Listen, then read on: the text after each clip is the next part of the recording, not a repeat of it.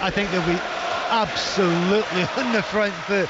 They're going to try and chase this ball down right from the start and try and impose themselves on the opposition. And if Scotland could get that early goal, this place will erupt. It would make it a much easier afternoon. Alan, what are you looking out for today? Yeah, just a confident performance, as Pat alluded to earlier. That kind of combination play between Robertson and Tierney getting forward. Maybe Jack will slip into that hole. But really looking forward to it, just getting going and getting this off to a flying start, hopefully. So Scotland in their new kit, same colours of course, the dark navy shirts, white shorts, red socks. They will play from left to right as we look down. Cyprus in white shirts, blue shorts, white socks.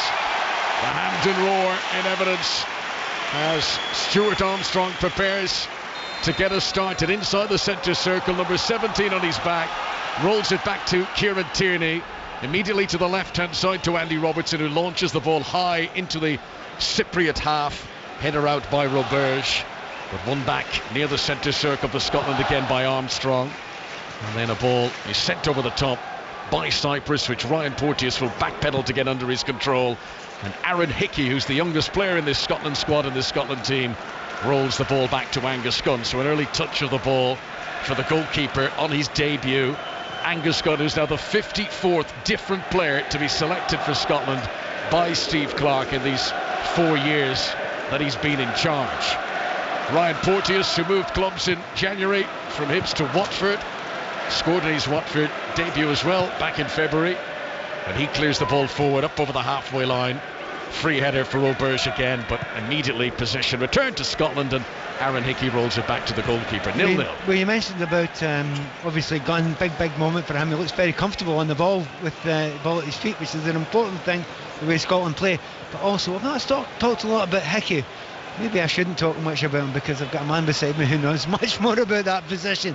He's a right wing back, and he is always keen to go forward, and a very young player but an improving player. Yeah, I mean, I think the thing about Aaron Hickey is he's two-footed. He can go either way, which is a brilliant attribute to have. I mean, I wish I had a part of that. Scotland attack down the left-hand side with Armstrong, and a challenge from Abdi Matas puts the ball out of play for a Scotland throw, taken immediately by Robertson.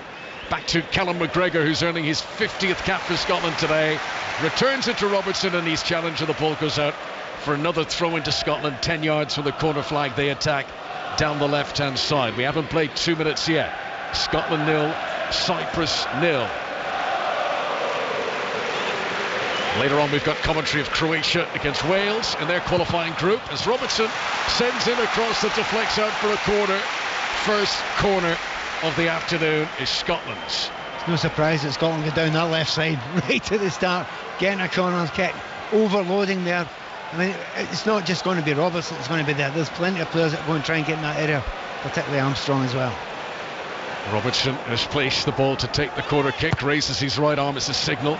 Really good delivery in. Goalkeeper comes off his line and parries it away, but not clear. This is Tierney, tries to send it in with the outside of his left boot. He was inside the penalty area, but it looked like he was crossing there rather than shooting. It deflects off a defender anyway, and the ball goes out for a throw-in. Scotland's first dangerous attack is repelled by the Cypriots. It's a shame there, because I thought Tierney had an opportunity to hit it with his right foot. Obviously he's always going to try and come in on that left, and then he tries to just flick it with the outside of his left foot to that back post. Doesn't quite get enough on it, but good opportunity, good pressure. Unselfish from Kieran Tierney, who's not scored in a long time. He's one international goal so far, came this month last year, March 2022 against Poland, and he's every right to be a little bit rusty. Kieran Tierney, who hasn't started a game for club or country since January. There's one more than me, and I had 50 cards. Ball cleared away at the back by Valentin Roberge again, up over the halfway line.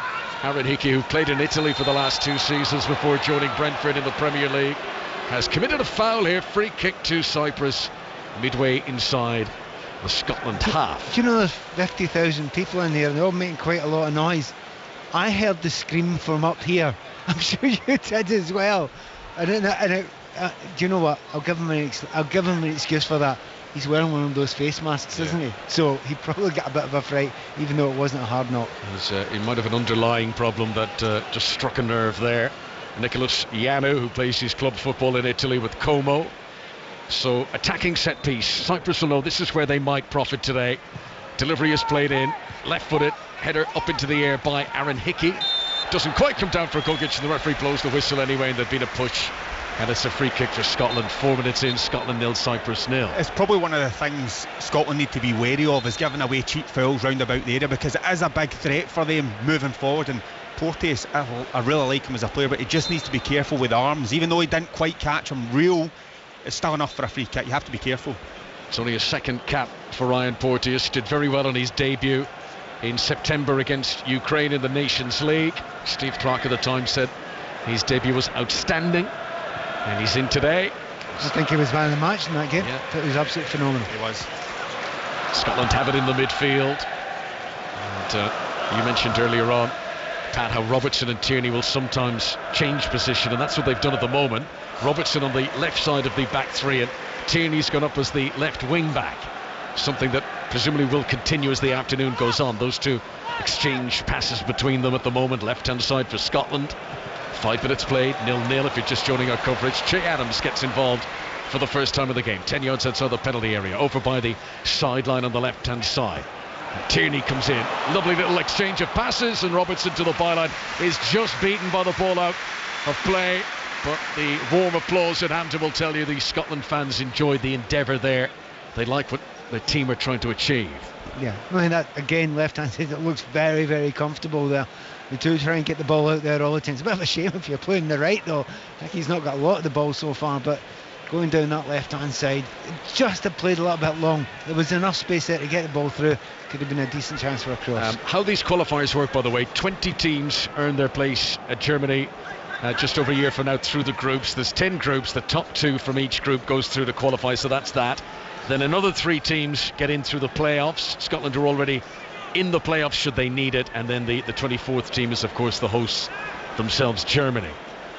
It'll be the 17th edition of the Euros. Scotland want to be there. Armstrong gives it back to Tierney, comes over the halfway line with long strides. Armstrong's made a great run. Tierney tries to feed it in front of him, and again the pass just overcooked, and it runs through to Dimitrios Dimitriou, the Cyprus goalkeeper. Yeah, I mean, it's really unlucky. Tierney driving forward, you know he's going to do that. He just overhits it there, really unlucky. It's something I was thinking as a ex-fullback, I would have loved to have played this sort of formation, because you can actually go 100%. You don't have to worry about what's behind you, because you know someone's going to fill in, and that's why I think they get so much joy out of it. Good pass from Ryan Porteous, picks out Armstrong in the midfield.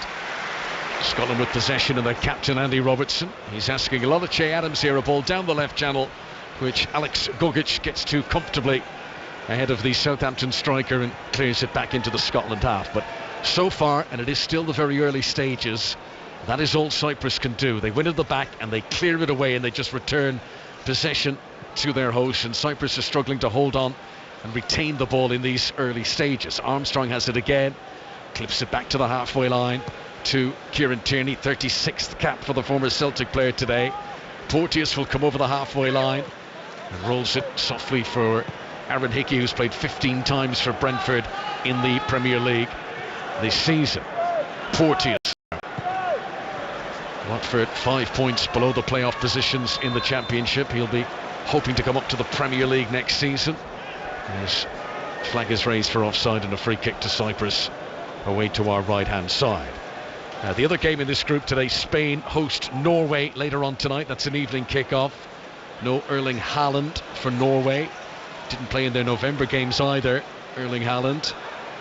And Spain will be the visitors here on Tuesday when this group continues. Georgia, the other team in the group, play a friendly today against Mongolia before they start their campaign against Norway on Tuesday. Stretching for the ball is Gregorios Kastanos, but down he goes, no whistle from the referee. Scotland regained possession. Ryan Jack inside his own half. It's beginning to become a regular thing with some of the Cypriot players. You know, again, I hear the scream from up here, but suddenly he's okay again, so they're trying to put a little bit of pressure on the referee there. Tierney to Armstrong over the halfway line.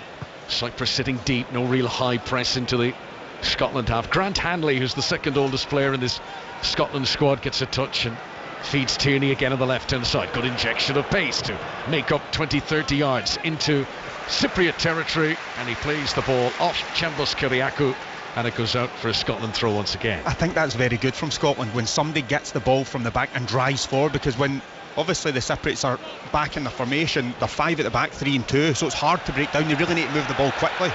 0-0 at Hampden. Chance for Armstrong to cross from the left-hand side. Good ball from McGinn across the 6-yard box, but there's no one there to get a touch at it. That's the most dangerous piece of attacking play we've had so far.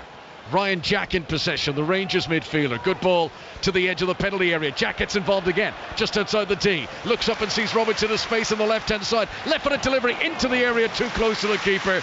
And Dimitru diving down onto his knees makes the save. 10 minutes played in Hampden, and Scotland beginning to move through the gears. Well, it's quite obvious that Scotland see there's a big...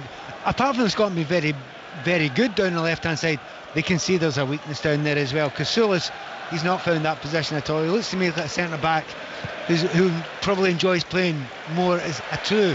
He's putting wide as a third one. He's just getting himself in the wrong position all the time, and Scotland finding space in behind him time and again, getting down that left-hand side, and it's now all about getting the quality of the cross in. Yeah, I can imagine being a centre-back and being asked to go out and mark those two bombing outside you. There is that. Cypriot coach, by the way, familiar name, Timur Ketsbaya, former Newcastle and Wolves and Dundee player in the past. He was Dundee's player of the year in 2002. Armstrong almost getting onto a pass from Robertson, but it just ran in front of him. And Cyprus regained possession with Kyriakou, cleared up towards Pittas, and close to the sideline. He can't keep it in play. It goes out for a throw-in to Scotland. Ketsbaya, who was appointed last summer, he had 2 wins from his first 2 games in charge, and that's very good compared to what came before, because Cyprus, before his appointment, 3 wins in 27 games. They changed their coaches a lot. They've had 7 in the last decade, but Timur Ketsbaya hoping that he could bring a little bit of stability to the Cypriot setup. Grant Hanley has possession, deepest lying Scotland outfield player. He's got Ryan Porteous to his right hand side, and he rolls it back to Angus Gunn wearing all yellow away to our left. Craig Gordon injured. He's here today. He's doing some touchline punditry for television. Ryan Porteous goes long, way too long, and all the way through to Dimitris, the Cypriot keeper, away to our right hand side. 0-0. You can obviously see what Scotland are trying to do in time. When the Cypriots are dropping right back, they're looking for that ball over the top with the likes of John McGinn or Armstrong trying to make a run, and he's normally, Porteous is really good at it, but doing that drops people that leave space just in between for the midfielder. So it looks like that's what they're trying to do at this moment in time. Cyprus, whenever they've come up against Scotland in the past, they have always been beaten. But it should be pointed out, the last 5 meetings between these two have been decided by a single goal in Scotland's favour. So Scotland haven't run away with any of those games, and Cyprus haven't been too far off the pace. I played in one of them. I know how tight it was. This is Alex Gogic, deepest lying of the Cypriot defenders. Nicholas Ioannou on the left-hand side has been relieved of possession by Aaron Hickey, and a chance for McGinn to play it into the penalty area, picking out Ryan Jack. Back again to Hickey. He's done really well to find a little bit of space inside the penalty area. Another chop turn, a shot on target, and Dimitri pushes it out for a corner. That's good play, good confident play from 20-year-old Aaron Hickey. There's a big call between him and Patterson, but to be honest, he was really good in the ball. I mean, I remember the first time I actually seen him playing. He was 16 years of age, and he was playing at this ground in a cup final, and he looked brilliant then, and he really is going into a special player. He looks like a jinky winger down there, apart from a wing back. It's only his 5th cap. Aaron Hickey looking to the manner born in international football. The latest Scotland corner from the right, played in by Robertson. Referee blew the whistle just before he took it. 2 players that collided, Porteous and Gogic, both hanging out of each other, really falling to the ground. Hibs connection there, the two of them. Indeed, yeah. There's much ado about nothing, and the corner can be retaken by Andy Robertson, the most capped player in this current Scotland squad. International appearance number 61 for him today. Robertson, who scored a rocket against Cyprus the last time these sides met here. Do you know what? Scotland work very, very hard in corner kicks, all set pieces, but they really do get good chances generally in most games from corner kicks. Most of the Scotland players are housed towards the back post from where this is going to come.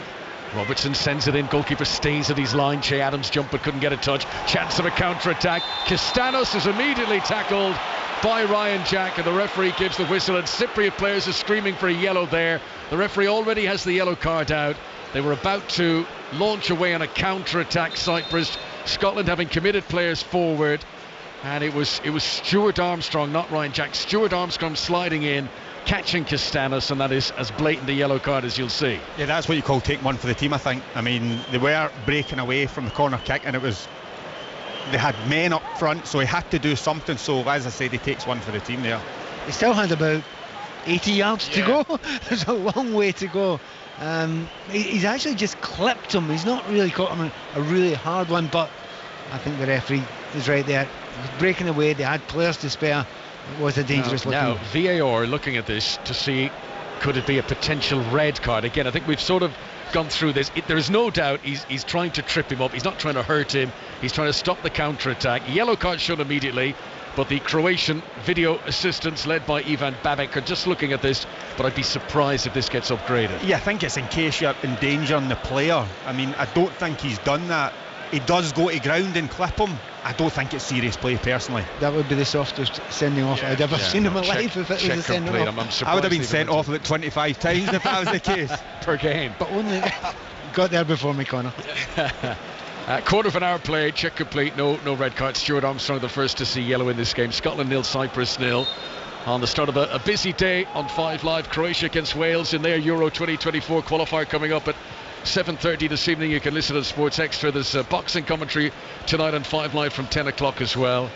And tomorrow WSL commentary on 5 Live. Man City against Chelsea, that's from 12:40. England back in action tomorrow against Ukraine. You can listen from 5 o'clock here on 5 Live. And reaction to it all on the Football Daily podcast available from BBC Sounds tomorrow morning with all the reaction and indeed the build-up preview stuff as well. Here is Grigoris Castanos for Cyprus, midway inside the Scotland half, plays a decent ball down towards the corner flag on the right hand side, but Timatas can't get onto it, and Scotland are able to clear away. A header from Callum McGregor gives possession away on the edge of his own penalty area. That was a little bit careless, and a chance for a shot comes in from Castanos. It's on target but no power, and Angus Gunn makes his first save in senior international football. Do you know, it's an easy one, it's straight arm, but there's something about his body language that shows real confidence, real belief in everything he's done so far. I'm not speaking too soon and get a mistake later on, but at the moment, you know, having to replace Craig Gordon, that's a big call.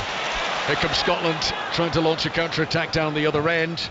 Valentin Roberge gets there first and puts the ball out of play, puts it off Ryan Jack and out for a throw-in to Cyprus. Roberge, who made 10 appearances in the Premier League during his time at Sunderland at the Stadium of Light. 13 to 2016 were the years that he was a Sunderland player. He plays his club football back in Limassol now in Cyprus. As Kieran Tierney picks up possession for Scotland, deepest lying Scottish outfield player. He's got Porteous alongside him and Grant Hanley back there too. Hanley, the former Blackburn and Newcastle player, now with Norwich. Norwich currently 3 points below the playoff positions of the Championship.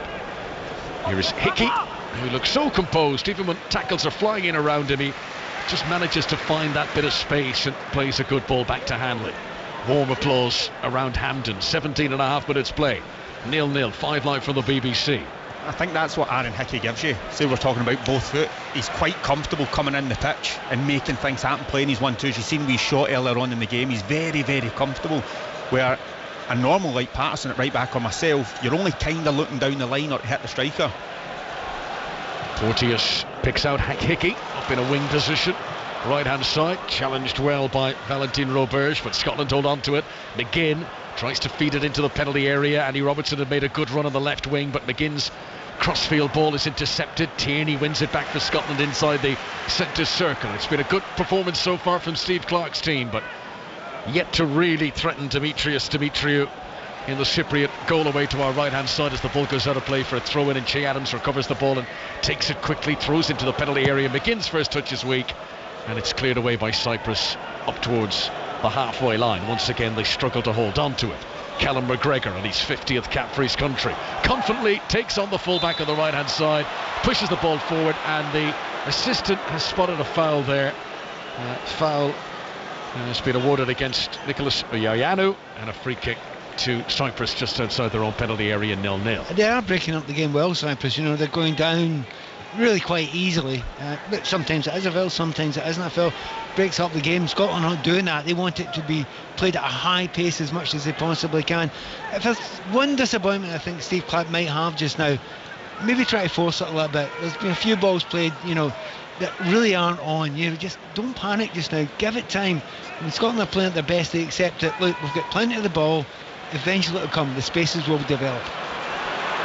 Scotland with about 70% possession so far, as they would have expected to have against their lower ranked opponents. Loose ball falls for Che Adams here on the edge of the penalty area, and he feeds it to McGinn. Onto Armstrong on the left hand side. The cross comes in too high for Ryan Jack, who can't jump, and Ioannou clears the ball away somewhat cumbersomely, and Scotland regain possession once again. Down goes Ryan Jack, but no free kick, no whistle from the referee as Castanos comes away with possession. And Scotland immediately win it back. So 20 minutes played on the button. Scotland 0, Cyprus 0 here at Hampden. Let's get an update from Super League. Let's go to Headingley and Richardstead. Leeds Rhinos have scored the first try of the second half, and they needed it. It's 22-12 to the Catalans Dragons. A great break by Austin. Caesar Tamila, unconverted. They're in it though. And John McGinn opens the scoring at Hampden. 20 minutes played. The top scorer in this current Scotland squad does it again. The attack down the left-hand side, the well-delivered cross, and nobody marking him. That is as routine and calm a finish as you will see in international football. His 16th international goal, scored against Turkey in November in a friendly, and he has done it again here. That left-hand side attacking route, which we've mentioned from kickoff, delivers the goods for Scotland. Robertson's delivery in, McGinn's finish. Scotland 1, Cyprus 0. Do you know what? As you say, it's exactly what they're going to have to look at it. The referee stopped the play just now. I couldn't see anything wrong with it. So, the referee's going to have a look at it as a possible offside. I must admit, I didn't see the offside. I didn't see any problems with it at all. Robbo gets down the left-hand side, and Gogic gets across, and it takes a nick off his leg up and over, and then McGinn just follows in at the back post the way he should. Right foot, puts it in the back of the net.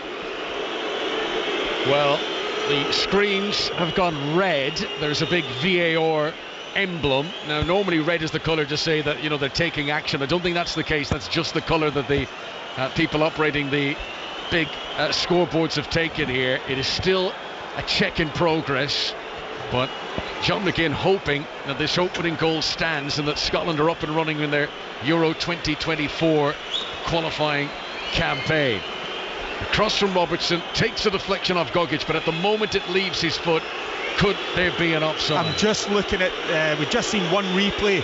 It looks like maybe the pass to Andy Robertson out on the left-hand side. He might slightly be off, but there you go. The goal stands. The roar will tell you it was tight. However, Scotland get the advantage.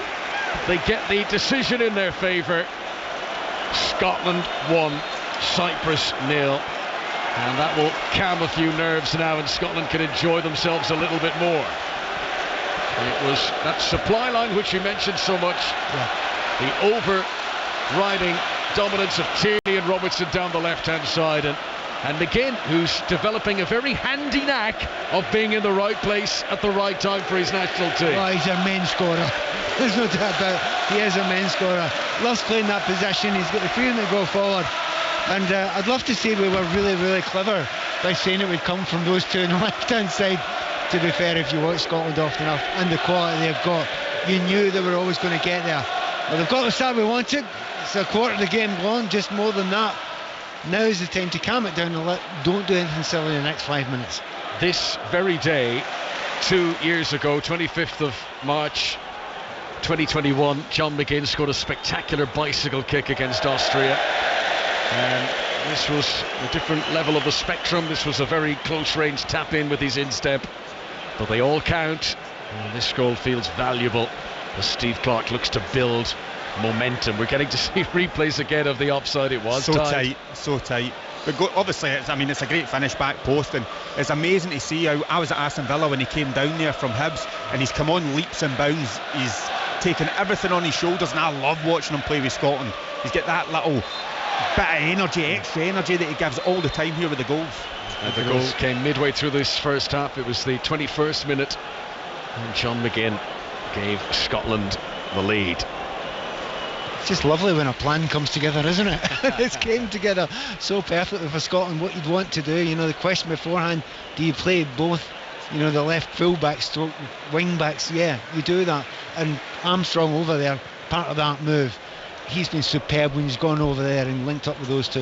I thought it was an interesting comment in the press conference from Steve Clarke when he was asked about how he's, you know, getting used to doing the job, and he's obviously got this contract extension.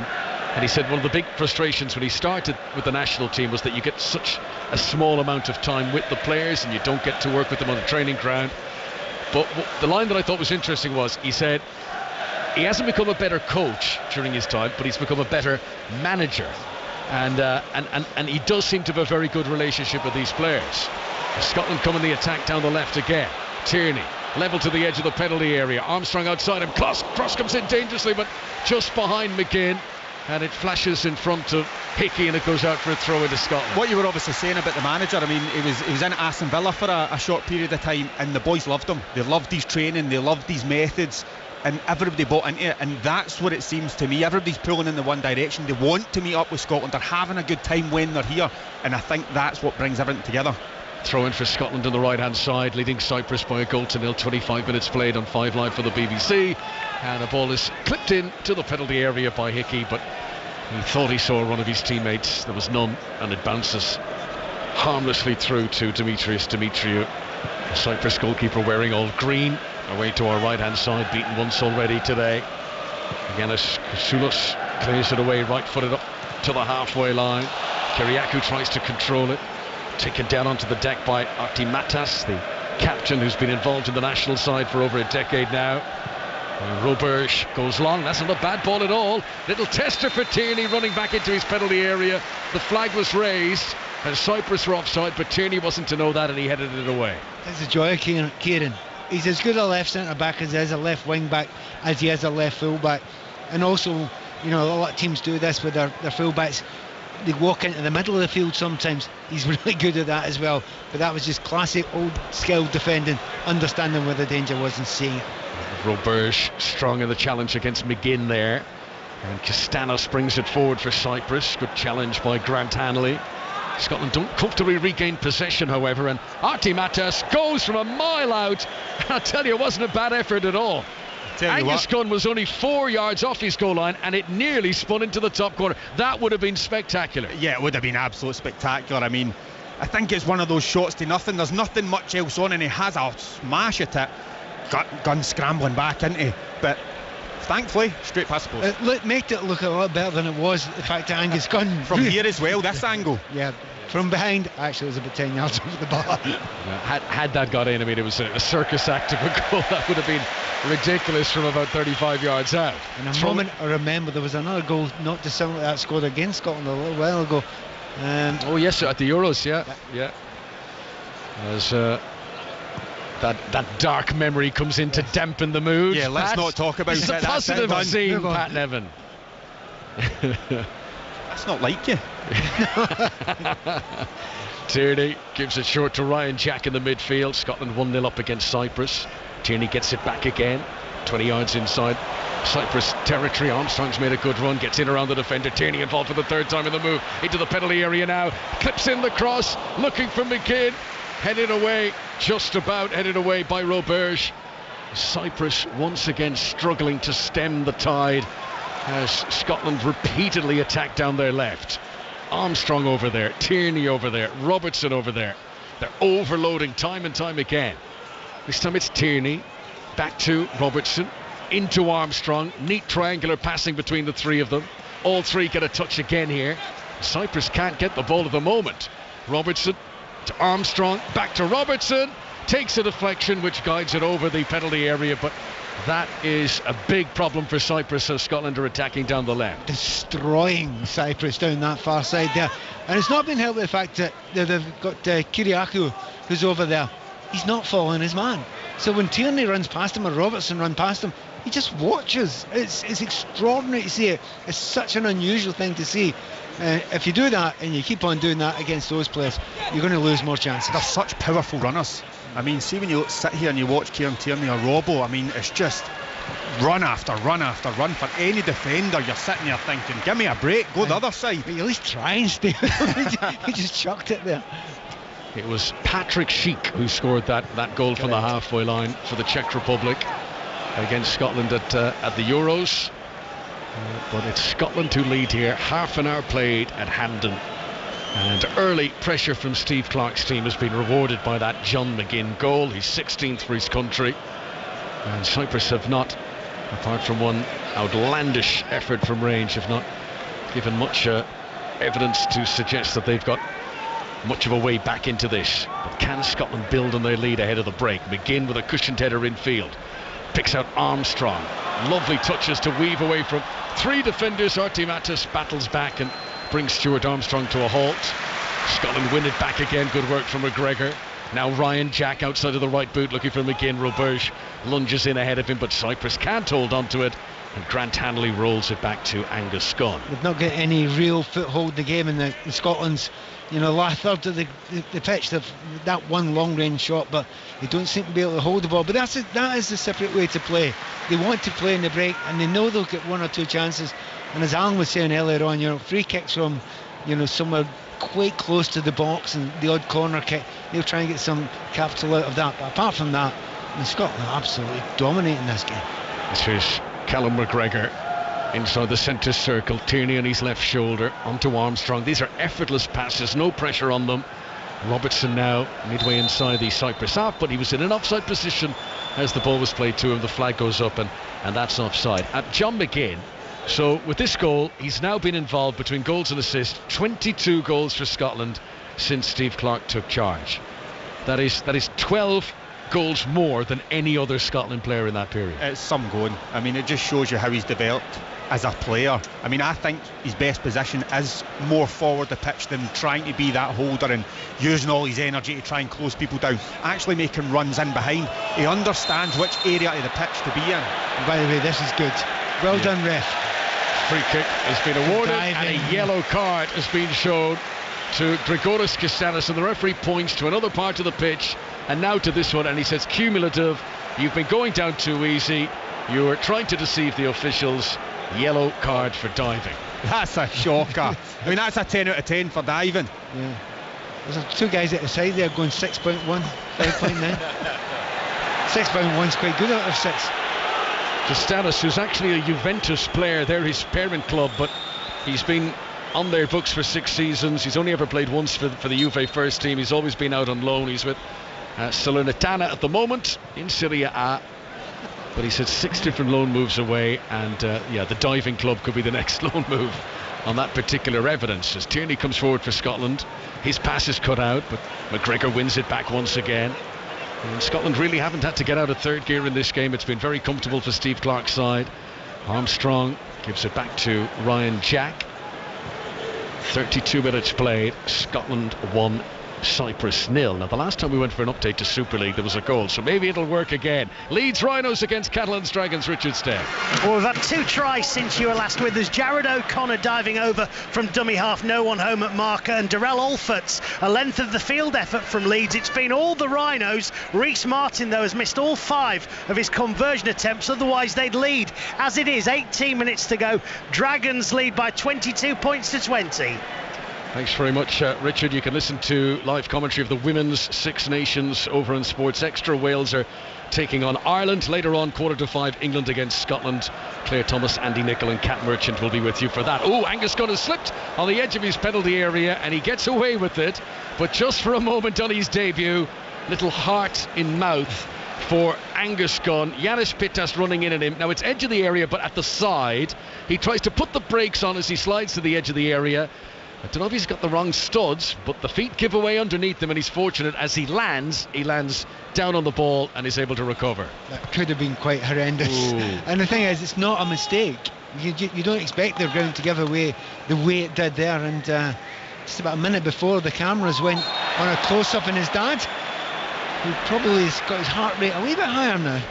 I would imagine if you're a parent in that situation, you're just thinking, don't have something like that happen. You know, fair enough if you're beaten by a Patrick Schick wonder goal, but don't have some stupid slip that everyone's going to remember.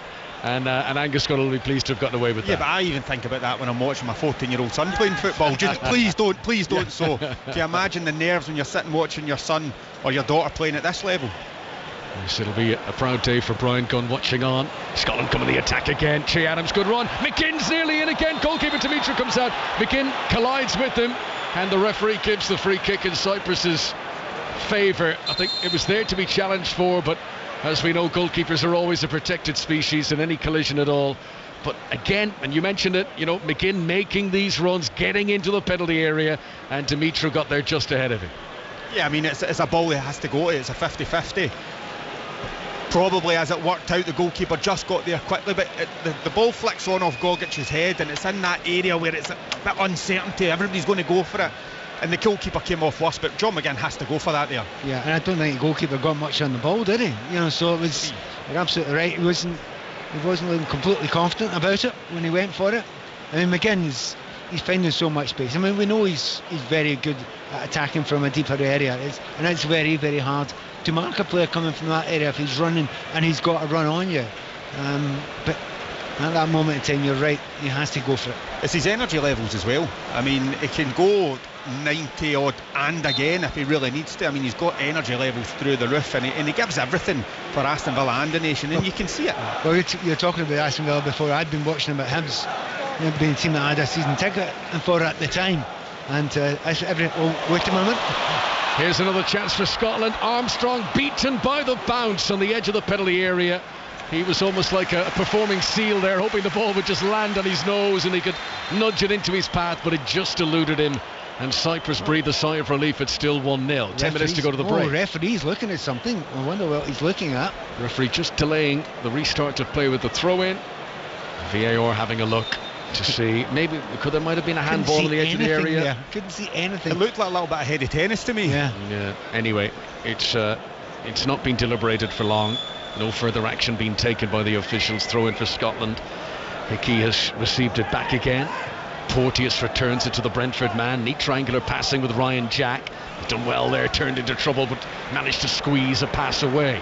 Here's Tierney, 20 yards outside the penalty area, the Scotland attack. He's got Robertson outside him on the left.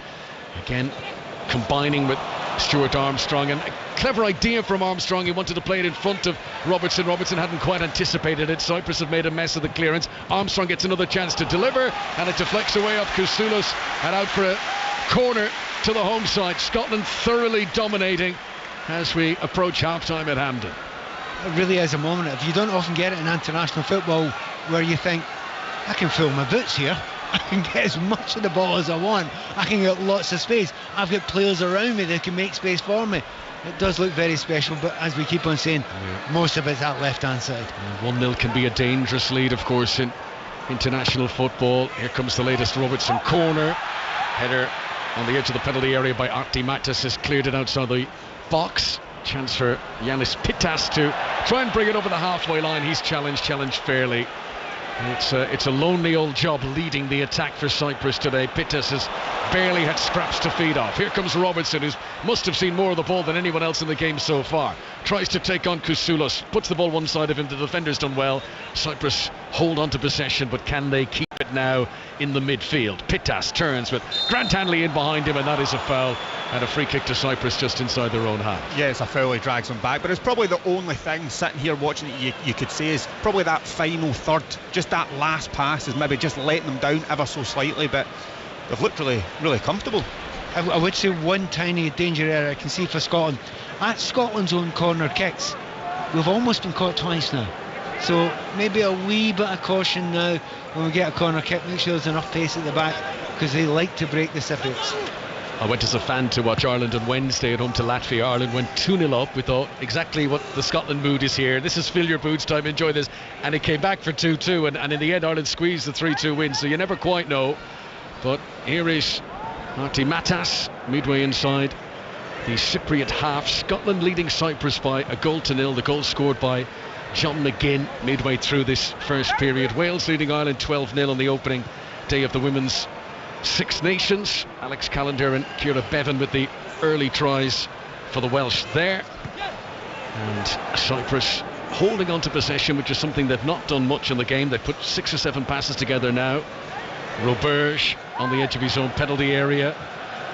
Plays it out to the right-hand side to Kousoulis. And with 6 minutes to go to the break, let's go back to Headingley and the Super League in Richardstown. Leeds lead for the first time since the 22nd minute. 4 second-half tries have made sure of that. The latest coming for Tom Holroyd, again set up by Blake Austin, who's having quite the afternoon. Leeds have also changed their goal kicker, and Aidan Caesar has added the extras. The Rhinos 26, Catalan Dragons 22. 12 minutes to the hooter. Thanks, Richard. Hull FC play Lee Leopards later on at 3 o'clock. That'll be getting underway in about 20 minutes from now. Here at Hampden, the opening group game for Scotland in a journey they hope will lead them to the Euro 2024 finals just over a year's time. And started well.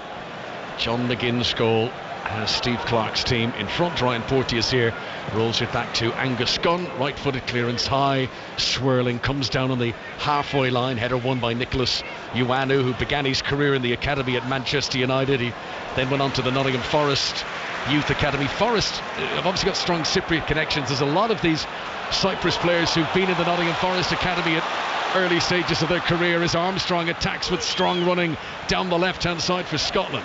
Rolls it back to Andy Robertson.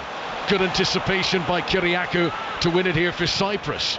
But just as they tried to counter, McGregor closes things down, and it's back into comfortable Scottish possession once more. I'd say it's the best 2 or 3 minutes that Cyprus have had in the game. They've still not really got out of their half, but they've put a few passes together.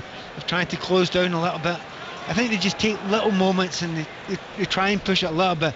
But each time they push forward, Scotland have gaps to run into, and just for pure pace in the wide area, Scotland seem to have plenty to spare. Yeah, it's just little bursts, isn't it? They're sitting back and then trying to hit in the counter. But what you need to remember, this pitch is massive, and they're going to tire. It's hard defending for this length of time, and as you rightly say, gaps are going to appear. 5 live from the BBC. You can listen on BBC Sounds or the BBC Sport website as well. Scotland 1, Cyprus 0. John McGinn, the goal scorer, in possession, and his feet just gave away underneath him a little bit there as he tried to accelerate on the turf. McGinn rides that storm, veers in field, touches it back to Tierney in the centre circle, and almost instinctively Tierney immediately delivers out to the left and to Andy Robertson, and those two, nice telepathy between them in this game so far. They almost don't need to look at where each other are. Gogic tries to lunge in and make an interception, but he lunged too quickly, and Roberge has to sweep across and clear the ball out of play for a Scotland throw. Gogic went right through the ref there. I think that's a yellow card, surely. I thought it was a good touch from the referee. Due Strukan, the official in charge, and as Gogic came, he's trying to get out of the way, but he ran into the defender's path, and Gogic clattered into the back of it. Oh, the ref's got shin pads on. Here's McGinn into the penalty area again, pulls it back for Adams, shot on target, save, touched over the crossbar for a corner. That was unselfish from John McGinn, looking to set up Che Adams, and it was on target but just over the goalkeeper's head and comfortably saved in the end. It's a lovely 1-2 round the corner. John McGinn just sees the move. Shea Adams gets it back and has a crack at goal. Goalkeeper does well just to parry it over, but really good move. When they move the ball quickly, that's when things open up. I don't think the Cypriots are quick enough. They move the ball one touch, as you say, the little ball round the corner, but John McGinn could have had a shot there. Corner to Scotland. 2 minutes to go of normal time in the first half. There's a push surely at Kieran Tierney inside the penalty area as the corner came in. VAR will watch that. Play continues for the moment. Robertson on the right wing after taking the corner tries to get to the byline. Challenged by Ioannou wearing the protective face mask.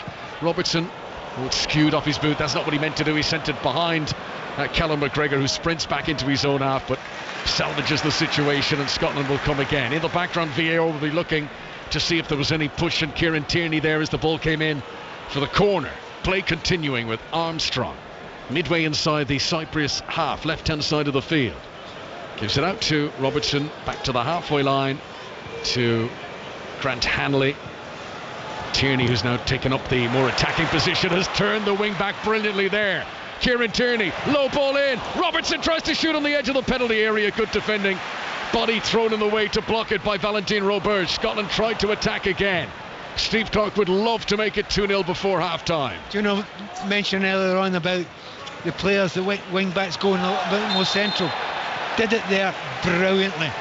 Gets the ball on the left-hand side, Robertson plays it into the centre. Who is it's there? it's the left centre back. It's right on the D there. They're unstoppable. They're getting massive amounts of space.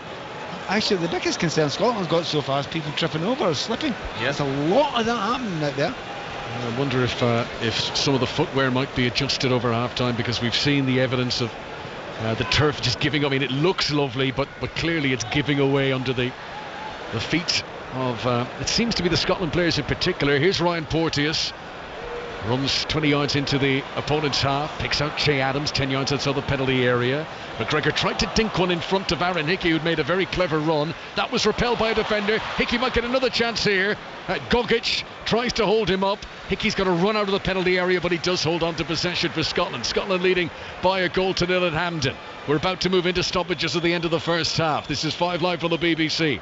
The opening day of Group A of qualifying for Euro 2024. Tierney picks up possession midway inside the Cypriot half, wide on the left-hand side. There'll be 2 minutes added on for the stoppages. Armstrong of Southampton, who's had a difficult season at club level as they battle against relegation in the Premier League. Tierney, lovely ball outside of the left boot, picks out Che Adams in the penalty area. Down he goes. Gogic with the challenge. Ball goes out. Referee signals for a corner, but the VAR will have a look at this too. Yeah, it's interesting. My initial thought was it wasn't, but we've obviously not seen the replay. It goes out for a corner. Gogic gets a cross, but it'll be interesting to see again. I think he's taking the player, but did he get the ball first? And he probably did.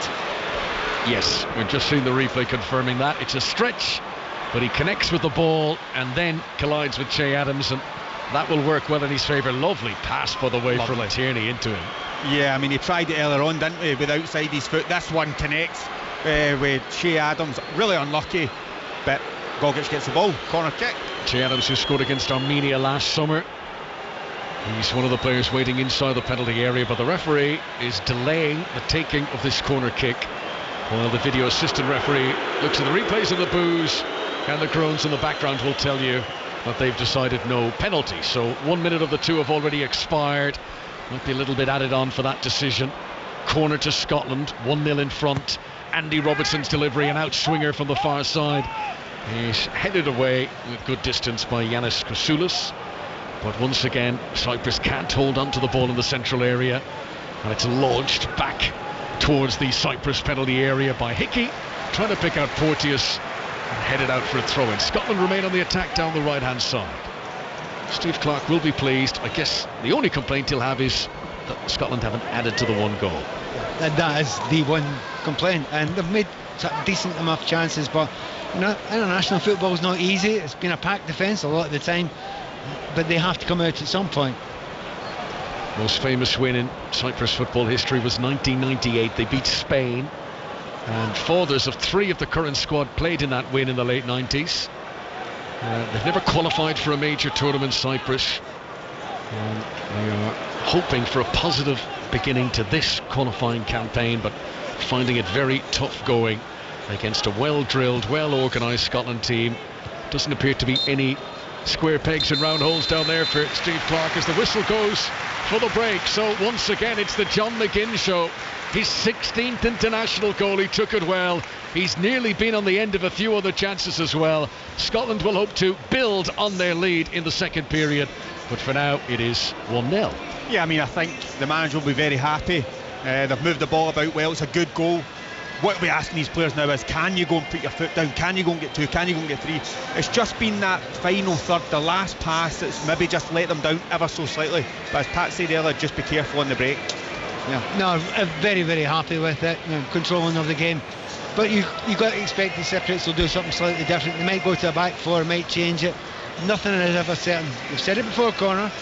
1-0 is a dangerous scoreline, so we're not writing off yet. Long way to go. But as things stand, Scotland top of Group A in qualifying for the Euros.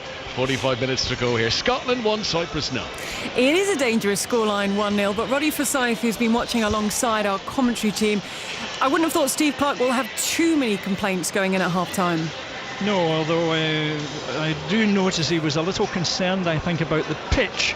Now, we saw in the League Cup semi-finals and the final that there was criticism of the pitch. That was to do with the timing of those games, but the pitch cut up pretty badly, and we saw that happening a couple of times, once which could have been quite calamitous for Scotland, and that's when Gunn slid on the edge of his box. He left a little score there, as you can see, on the edge of the box, but he was lucky and the ball sat for him, enabling him to grasp it. But we also saw John McGinn slipping and Robertson skidding at one point, and that'll be a concern. So, as I think it was Alan suggesting, there might be a change of footwear in the second half. There certainly is something that was concerning Steve Clarke. The other thing that struck me, I was waiting for Cyprus to put Angus Gunn under pressure, and they didn't do it once from us. On their only set piece that they had, they played the ball to the back of the box when I was fully expecting them to try and drop it on top of the goalkeeper and just see what his understanding was like with his centre backs, but that hasn't happened. So 2 or 3 areas where Scotland have enjoyed fortune that we don't always get. Roddy, Pat, Alan, Connor, thank you very much for now. We'll be back at Hampden Park for the second half with Scotland leading by 1-0. That goal from John McGinn, as Connor said, his 16th international goal, which puts him just 2 behind Kenny Miller and 3 behind Ali McCoist. Sport taking place across the country today. We're keeping you across as much as we possibly can. So up next for us, it's Headingley, it's the Super League, and it's Richardstead. Quite the turnaround in the second half. 26 unanswered points for the Leeds Rhinos means they may well inflict Catalan's Dragons' first defeat of the season. 2 minutes to go. The latest try, the 7th try, scored by Harry Newman after a 70-metre run from Leeds Rhinos fullback Richie Myler. We're in the final 2 minutes. Leeds lead by 10. It's 32-22. Sounds like a cracking atmosphere at Headingley. Richard, thank you very much. Now, still to come on 5 Live Sport, commentary of England against Scotland in the Women's Six Nations. That's 4:45 kickoff. And the latest score in Cardiff at Cardiff Arms Park is Wales 19, Ireland 0. That's after half an hour, and you can watch that on the iPlayer right now. OK, so in a few minutes' time, we'll be going around our feature games in the EFL. But with the time now, 2:52, let's get the news here on 5 Live with Carl Hartley. Listen on BBC Sounds. This is BBC Radio 5 Live. The UK's shortest-serving Prime Minister, Liz Truss, is being criticised for submitting a list of nominations for peerages. It's been reported she's put forward 4 people. Former aides have told the BBC she shouldn't be nominating anybody, given she only spent 49 days in office. More than 3,000 bus drivers in the West Midlands have called off their strike after winning a pay rise of more than 16%. Members of the Unite union, employed by National Express, had launched an indefinite walkout on Monday. At least 23 people have died after a tornado tore through the US state of Mississippi. More people are thought to be trapped under rubble. The mayor of Rolling Fork says his town has been devastated. And the mayor of Greater Manchester, Andy Burnham, has been fined for speeding on the M62. The Labour politician was caught driving at 78 miles per hour on a section where the limit had been reduced to 40 miles per hour. He'll pay nearly £2,000 in fines, charges and costs, and he'll have 6 penalty points put on his licence. This weekend, Six Music Festival heads to Greater Manchester with incredible live music from artists like Arlo Parks. To get you into the spirit, check out the Back-to-Back Sounds, featuring Rave Forever, The Morning After Mix,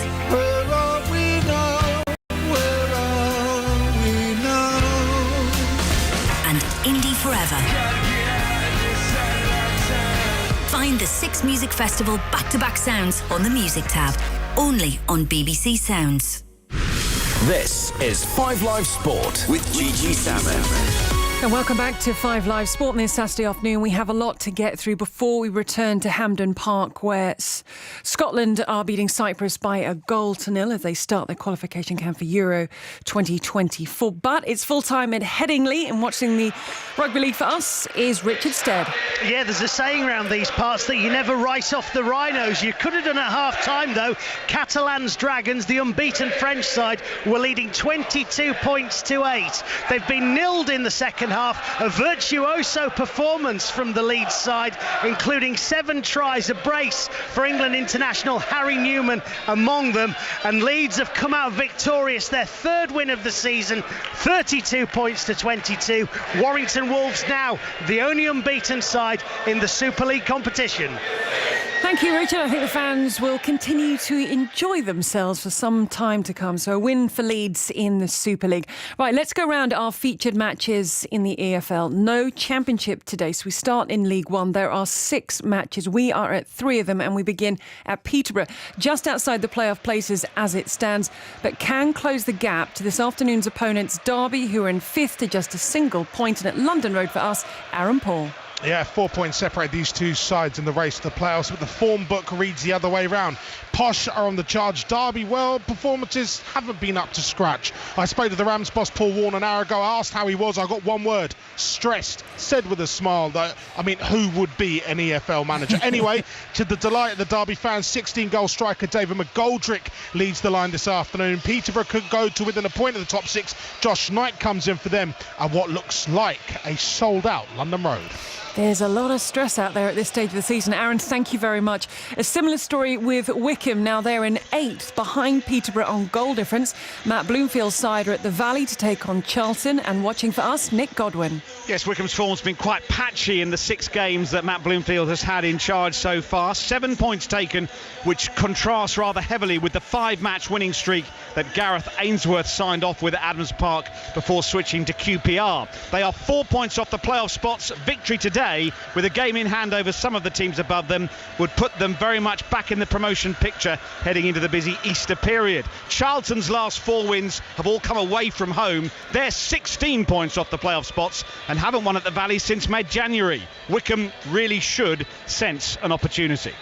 Nick, thank you very much. Now, the other end of the table, back-to-back wins have seen MK Dons move out of the relegation zone. We spoke to the manager, Mark Jackson, live on the show a little bit earlier. But defeat to third bottom Morecambe today could see them fall back into it. At Stadium MK for us, it is good afternoon to John Hunt. Yes, a very good afternoon to you. There's some smiles around here, forced smiles, I reckon, because it's really nervous down the bottom of League One. As you say, Milton Keynes Dons have won their last 2 games to give them some respite. Their social media team have latched onto the saying, not Don yet. Simple but effective, I'm sure you'll agree. They're attempting a 3rd consecutive win this afternoon for the first time this season. Morecambe on the road have been terrible. They've only had 1 victory on their travels so far, but they know if they could get a somewhat surprising win here today, they would leapfrog above the Dons. Very nervy stuff. Kick-off minutes away. John, thank you very much. Into League 2, where there are 10 matches today. The only postponement due to international call-ups was Crewe Alexandra against Bradford City. So there's no win in 3 for leaders Leyton Orient, and the gap at the top, that's down to just 6 points. They're at second bottom Hartlepool this afternoon, who could move out of the drop zone with a win, and there for us, Ellen Ellard. Yeah, Hartlepool have drawn all their games under John Askey and will need to start converting those draws into wins if they're to ensure their survival in the Football League. That is easier said than done when you're up against an Orient side 8 unbeaten at the top of the table, experiencing, as you say, Gigi, just the slightest of bumps in the road. Just the one change for the league leaders. Tom James drops to the bench, Jordan Brown comes in, and Hartlepool are unchanged. Thank you, Ellen. Second place Stevenage seem to be over their wobble with 7 points from the last 9 on offer. They take on promotion chasing Salford in front of Sahel Sahi. Yeah, one of those brilliant games at this time of the season, Gigi. Both clubs with a lot to play for and every point being so important. Stevenage, they're chasing a return to League One for the first time in 10 seasons, while Salford are looking to make it into the 3rd tier for the first time in their history. Salford have the better record in the recent matchups between the two, winning 6 of the last 7, with this season's game decided in the 90th minute in favour of Salford. It should be another tight affair this afternoon. Thank you, Sahel. Northampton only outside the automatic promotion places on goal difference. They put their 6-match unbeaten run on the line at Doncaster in front of Betty Glover. Good afternoon. Yeah, that battle for the top 3 has started to really heat up, and today Northampton could jump to second if results go their way. away. Boss John Brady says his side are just enjoying it though and having fun. He actually repeated the word fun 4 times in the space of about 30 seconds when previewing this game. But that isn't necessarily translating in front of goal. You've got to go back to January to find a game where they've scored more than one. They do, though, have the second best away record in League Two, taking 31 points from 18 games. That, by the way, is the same tally Doncaster have been able to achieve at home. They sit 12th, bang in the middle, in no danger of relegation, but it would also take a real effort to make a late playoff charge. They, Gigi, are after just their second win in 8 matches. Thanks, Betty. Now, 7 points from their last 3 matches have majorly boosted Crawley's survival chances. They're at home to the EFL's bottom club, Rochdale, this afternoon. Now 7 points from safety. So the question, Paul Scott, is their time starting to run out? Well, Gigi, Dale manager Jim Bentley says this match isn't all or nothing, but it is getting close. A defeat would leave them 10 points from safety, with 8 games still to play. Crawley have played 1 game fewer as well, so they could go some way to condemning Rochdale with a win this afternoon. In a blow for the visitors, both top scorer Devante Rodney and his strike partner Scott Quigley are both out injured. As for the hosts, creeping Crawley are up the table. 2 wins in their last 3 matches have given them a cushion in their own battle to avoid the drop, but defeat here and they are right back in trouble. Expect a tense afternoon. Crawley against Rochdale at the bottom of League Two. Paul, thank you very much. Now, commentary of Manchester United against West Ham in the WSL. That's at 5:30 over on 5 Sports Extra. Today's other game is the North London derby. Tottenham won last time out in their first match since sacking Rhian Skinner, having lost 9 on the spin. And keeping an eye on this one for us is Chris Temple. And that was a very important win indeed, which lifted Tottenham 5 points clear of the 1 WSL relegation place. Since then, interim head coach Vicky Jepson has had 10 days to instil her ideas. She includes Keris Harrop, who equals the WSL appearance record of 177 today. For Arsenal, this game is sandwiched between the 2 legs of their Champions League quarter-final against Bayern Munich. After losing 1-0 in Germany, a win today would lift Arsenal above Manchester City in the WSL and into the Champions League places. They give a debut to Canada international goalkeeper Sabrina De Angelo, and we're just underway here at Brisbane Road. Thank you, Chris. From football to rugby, and the latest score in the Six Nations opener at Cardiff Arms Park is Wales 26, Ireland 0. It's live on Sports Extra and you can watch on the iPlayer and the BBC Sport website. Still to come here on 5 Live, commentary from Kingston Park as England host Scotland. That's at 4:45. I'm very happy to say that part of our team this afternoon, and joining me now, is England World Cup winner Kat Merchant. Kat, it's lovely to speak to you. Before we talk England, I have to mention that scoreline in Cardiff, so one-sided towards Wales. How much of a surprise is that for you? That is pretty surprising. I know that Wales are going to come hard into this competition and they've got their prep really well and they're really focused, but that is some big score because Ireland have a good team out, so fair play to them. They've really come at it. Now, I've used this word a lot in the build-up to this afternoon's England game, emotional, because it is, Kat, it's going to be emotional as Sarah Hunter's incredible career comes to an end. I mean, the word legend gets thrown around far too much, I think, in sport, but she is one of the biggest legends that has ever been, I think, in the women's game. Well, actually, I know. So it's going to be hugely emotional here. She's going to have loads of support. I think even the Scotland fans are going to get behind her because she's just a credit to the game and how far it has come, and, yeah, a wonderful human. It's England's first time out since losing that dramatic World Cup final to New Zealand. How prepared do you believe them to be? Because there has been a fair bit of change since that final. Yeah, a huge bit of change, but every single player out there is just going to want to get rid of that final because you don't want that being your last game, so they just have to keep moving forward. A lot of them are really excited for the Six Nations and really just want to get going. So I think they'll be prepped. They're a team that, you know, things get thrown at them and players through injuries, etc., but they've got such strength and depth. Actually, no matter who's in what shirt, I think, you know, they can put out a strong performance. Kat, we appreciate your time. We're going to be back with Kat Merchant and the team after 4. Plenty more to come as we build up to kick-off England against Scotland from Kingston Park. That's 4:45. We'll keep you across absolutely everything. Once those EFL matches get underway, you're going to get updates. Keep an eye on the BBC Sport website. If you're going out, take us with you via BBC Sounds. But for now, it's back to our first commentary of the day. It's Hampden Park. It's Scotland leading Cyprus by a 1-0. And there for us, I believe, Pat Nevin, Conor McNamara. Thanks very much, Gigi. It's John McGinn's goal that separates the teams at full house at Hampden, and a very jovial atmosphere here over half-time, as you can imagine. They're singing of Boogie Boogie, and hopefully this party will continue all the way to the summer of 2024 in Germany and into the next European Championships. Change for Cyprus over half-time, and they have taken off one of their central defenders, Yanis Kousoulis, player who scored here at Hampden against Scotland in the past, and he's been replaced by a midfielder, Danilo Spoljaric. So midfielder on for a defender. Are Cyprus going to try and up the ante? Certainly they were treading water for much of that first half, and Scotland might well have had more than their solitary goal to show for their endeavours. No changes for Scotland, Pat Nevin. Well, you wouldn't expect it, and the fact that they're playing so well, but they took off Kousoulis, and I'm going to be kind and say he had a difficult 45 minutes. Right. Well, Scotland will play from right to left as we look down. It means we're going to get a very close-up view of Tierney and Robertson and Armstrong, and they've been combining so well in this game so far. Doncaster Rovers against Northampton. Here's Betty Glover. It's Doncaster 0, Northampton 1. Mitch Pinnock with the goal, striking it from just outside the box, and it went right through the keeper's legs. Bit of a keeper error, and chant of sack the board already from the Doncaster fans. It's Doncaster 0, Northampton 1. Thanks very much, Betty. We'll be back to the Lamex Stadium as the afternoon progresses, and any developments there. Free kick to Cyprus, awarded midway inside their own half. Scotland lining up with debutant Angus Gunn in goal. Central defenders Ryan Porteous, Grant Hanley and Kieran Tierney. Wingbacks Aaron Hickey on the right, Andy Robertson on the left. Ryan Jack, Callum McGregor in the middle of the midfield. McGinn and Armstrong pushing forward. Che Adams, who's been the striker, and given the fact that Scotland have been so dominant in the game so far, Adams actually hasn't seen that much of the ball. 1-0 to Scotland here. Let's go to Brisbane Road. A goal. Tottenham women against Arsenal women. Here's Chris Temple.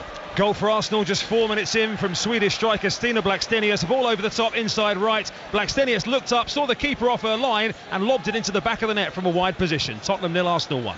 Always good to get a good start in a North London derby. You can listen to Manchester United women against West Ham from 5:30 on Sports Extra here on 5 Live. International football, Euro 2024 qualifier. Scotland leading Cyprus by a goal to 0. Opening game in the group. Aaron Hickey, who's looked really good at right wing back. He's dancing over the ball just outside the penalty area that Scotland are attacking. Gives it back in the midfield to Ryan Jack, who just seemed to lose it. Sorry, there's McGregor actually seemed to lose the ball between his feet and had to dig it out again as he played the pass forward, and Cyprus briefly regained possession but couldn't hold on to it. And a game that kicked off in blue skies and sunshine, it's now become much more overcast at Hampden. Here comes McGinn, just on the edge of the penalty area.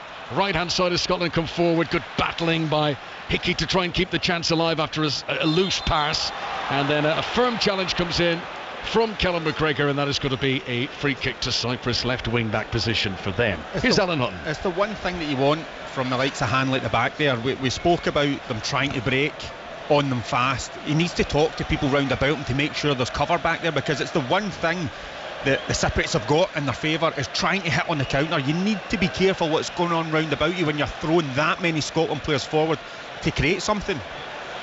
Yeah, just looking at the way they've lined up again, I think they've still got three at the back, or 5 at the back, the wing backs as well. So no change of system from the Cypriots. Grant Hanley put under a bit of pressure just outside his own penalty area, and he was adjudged to have been fouled by Yanis Pitas of Apoel Limassol.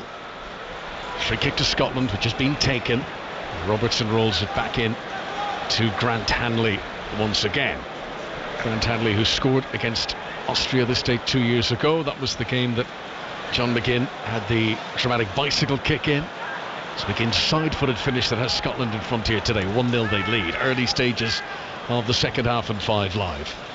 And this is Chambos Kyriakos, who made his international debut against Northern Ireland a few years back. He's barely missed a game since. Regular in the team, the number 10. A few passes on the halfway line, but it almost feels inevitable that possession given up. The referee's actually going to give it a free kick to Cyprus. There was a push by Aaron Hickey, I think. Free kick to Cyprus on the halfway line, but right from the get-go, the visitors are struggling to put passes together, and they've only had one period in the game when they put more than sort of 8-10 passes together in a row. It's just not happened for them. This is Roberge, one-time Sunderland player.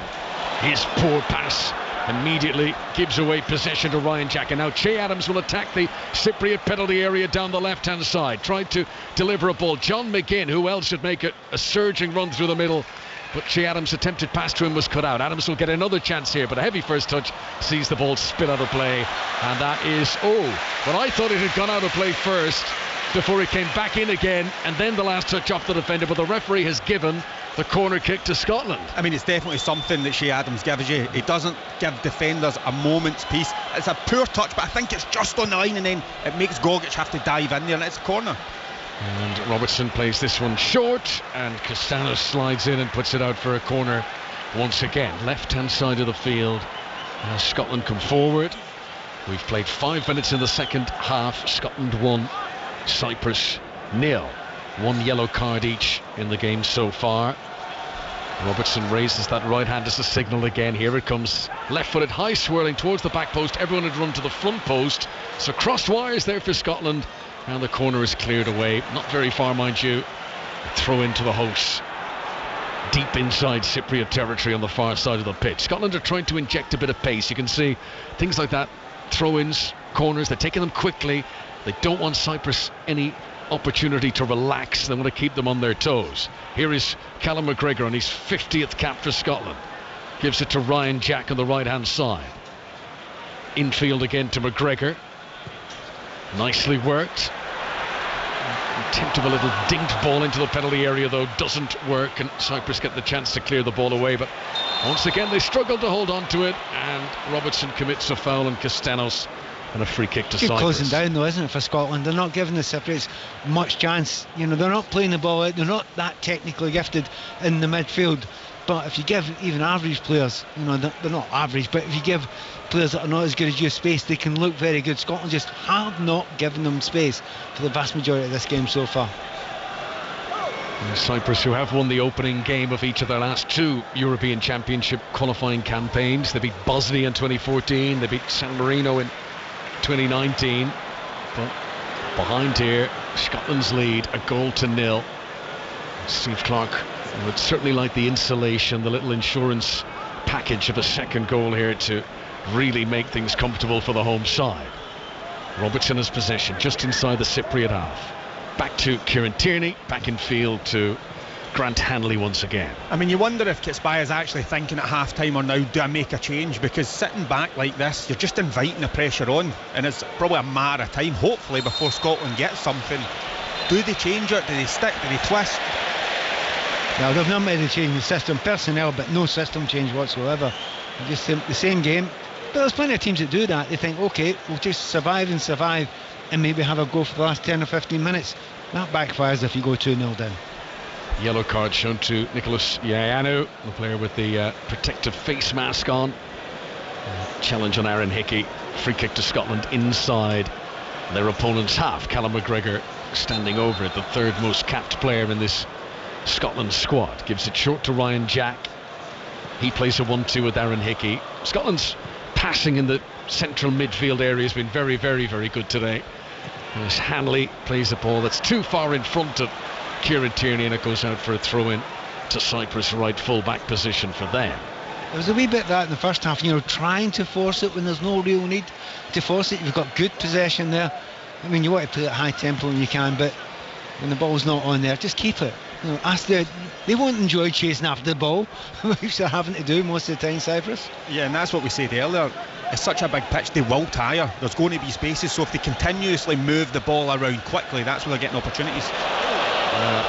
Bit of pressure by Che Adams in on Dimitru, the Cyprus goalkeeper, and he's managed to smuggle it away to Roberge. On the byline, he eventually puts the big boot in it and just clears his line. Cyprus almost caught playing their way out from the back for a moment there. Clears away down the other end, back to Angus Gunn, and wearing all yellow, he launches it. He's not done that very often today, sending it long into the Cypriot half. McGinn beaten in the air, and then Scotland regain possession of the halfway line. McGregor very neat and tidy. Down goes McGinn under a challenge from Spoljaric. Scotland aren't going to get a free kick, and that's why you hear the boos in the background. So elsewhere in this group, the other teams in action today, Spain and Norway, play in a 7:45 game later on tonight. Wales are in Croatia this evening, a game you can hear on Sports Extra. Che Adams tries to take it with him on the edge of the penalty area. Gogic does well. Challenge, no margin for error there inside the penalty area, but he wins the ball cleanly against the Southampton striker. The other game in Wales group, Armenia against Turkey, starts at 5 o'clock. That is Group D. League One, Portsmouth 0, Port Vale 1, an early goal for Port Vale in those 3 o'clock games. And in League Two, Wimbledon 1-0 in front against Barrow, and we told you about Northampton's lead away at Doncaster. You're up to date on 5 Live.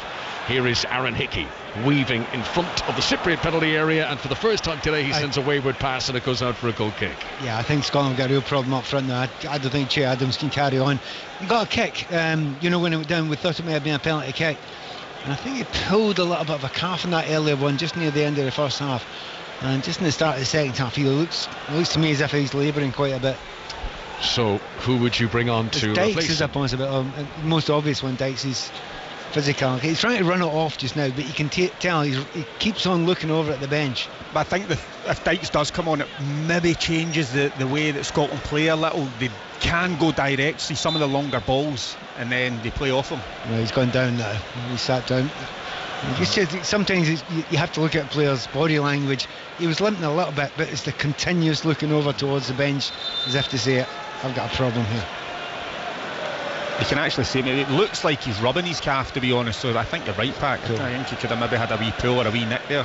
Yeah, they're not even waiting for it because he's such an important player for Scotland. He will be needed if you can get him back on the pitch for the game in Spain. So I mean, Stevie Clark would have been considering some possible changes at some point around about the hour mark. He's not going to wait any longer. Che Adams, who's got 5 international goals, scored his most recent game for the club, the 3-3 draw against Tottenham last weekend. Roddy Forsyth's alongside me. Roddy. Was the fact that Lyndon Dykes had recently suffered from pneumonia, and that they were concerned about preserving his strength and not causing him any kind of relapse in physical condition. Right, thanks, Roddy. Let's get an update from Peterborough United against Derby County in League One. Here's Aaron Paul. Peterborough 0, Derby 0, nothing much going on so far. Derby dominating possession in these early stages. Nathaniel Mendez-Lang and David McGoldrick just a cut above of everyone else on the pitch. Still no breakthrough though, 0-0. Charlton Athletic are hosting Wycombe Wanderers at the Valley. Here's Nick Godwin. 0-0. Wycombe started the strongest. David Wheeler heading wide in the first minute. Charlton have just started to come back into it. A couple of dangerous crosses, nothing more though. Still 0-0. At the very impressive Stadium MK, where every seat's got a great view. John Hunt is watching MK Dons against Morecambe. And it's 60 minutes gone here, 0-0 the score, Connor. But I wonder whether both sides will be paralysed by fear right down the bottom of the league. Not really a bit of it. Both teams trying to play. Jonathan Lecco's had 2 chances for MK Dons, and Mo Issa a long-range shot as well. Ash Hunter returned the fray as well for Morecambe, but it's 0-0. Thanks very much, John. Here in Hampden, 57 minutes on the clock. Scotland 1, Cyprus 0. Steve Clarke's team unable to build on the lead given to them after 21 minutes by John McGinn. Cyprus not exactly threatening themselves, but will this change in attack now with the introduction of Lyndon Dykes bring a more fruitful end to the game for Scotland? It's just where their nerviness comes in now for Scotland. There was just a moment there, I'm sure Alan spotted it as well. One touch move, launched for miles. Scotland were almost caught out with it, so it's just two wee nervy moments beginning to, percolate through the crowd even. Not so much even for the players as well. Yeah, I mean, I said it just before. Grant Hanley needs to speak to who's round about him. He gets caught slightly under the ball, heads the ball up, and it gives them that opportunity. There's no reason why you shouldn't have one behind you. You have 2 centre backs there. Look, one mark, one get behind. Simple old style stuff. Exactly. Lyndon Dykes has come on, hasn't scored for his club Queen's Park Rangers since November. Roddy mentioned the pneumonia. He missed 7 weeks for Queen's Park Rangers, had a spell in hospital, but back to full fitness now. And Scotland have a new target man to aim for. They're playing from right to left as we look down this new retro style kit. Tierney launches it long down the left hand side, just too high for Robertson, but he might keep it in play, does he? Yes, he does, down by the corner flag. Well worked by the Liverpool left-sided defender. Stuart Armstrong passes infield to Callum McGregor. Armstrong dinks it over the top. Robertson's onside to the byline, hangs it in. 3 players in there, but it's too high for all of them. Aaron Hickey will sprint out of the penalty area to hold on to possession for Scotland, and they've worked it very well. McGinn back out to Hickey again, crossing position on the right, feeds it to John McGinn, left-footed and in too high again. And that's happened a few times now, overcooking deliveries, costing Scotland at the moment. Yeah, it's just that little pass, that just little bit of extra, just calm down, pick it out in the last third, it's just letting them down. But when Scotland up the tempo, when you're seeing there they're playing the quick 1-2s round the corner, get back on the ball, something happens. Straight to the Valley, a goal in League One, Charlton against Wickham and Nick Godwin.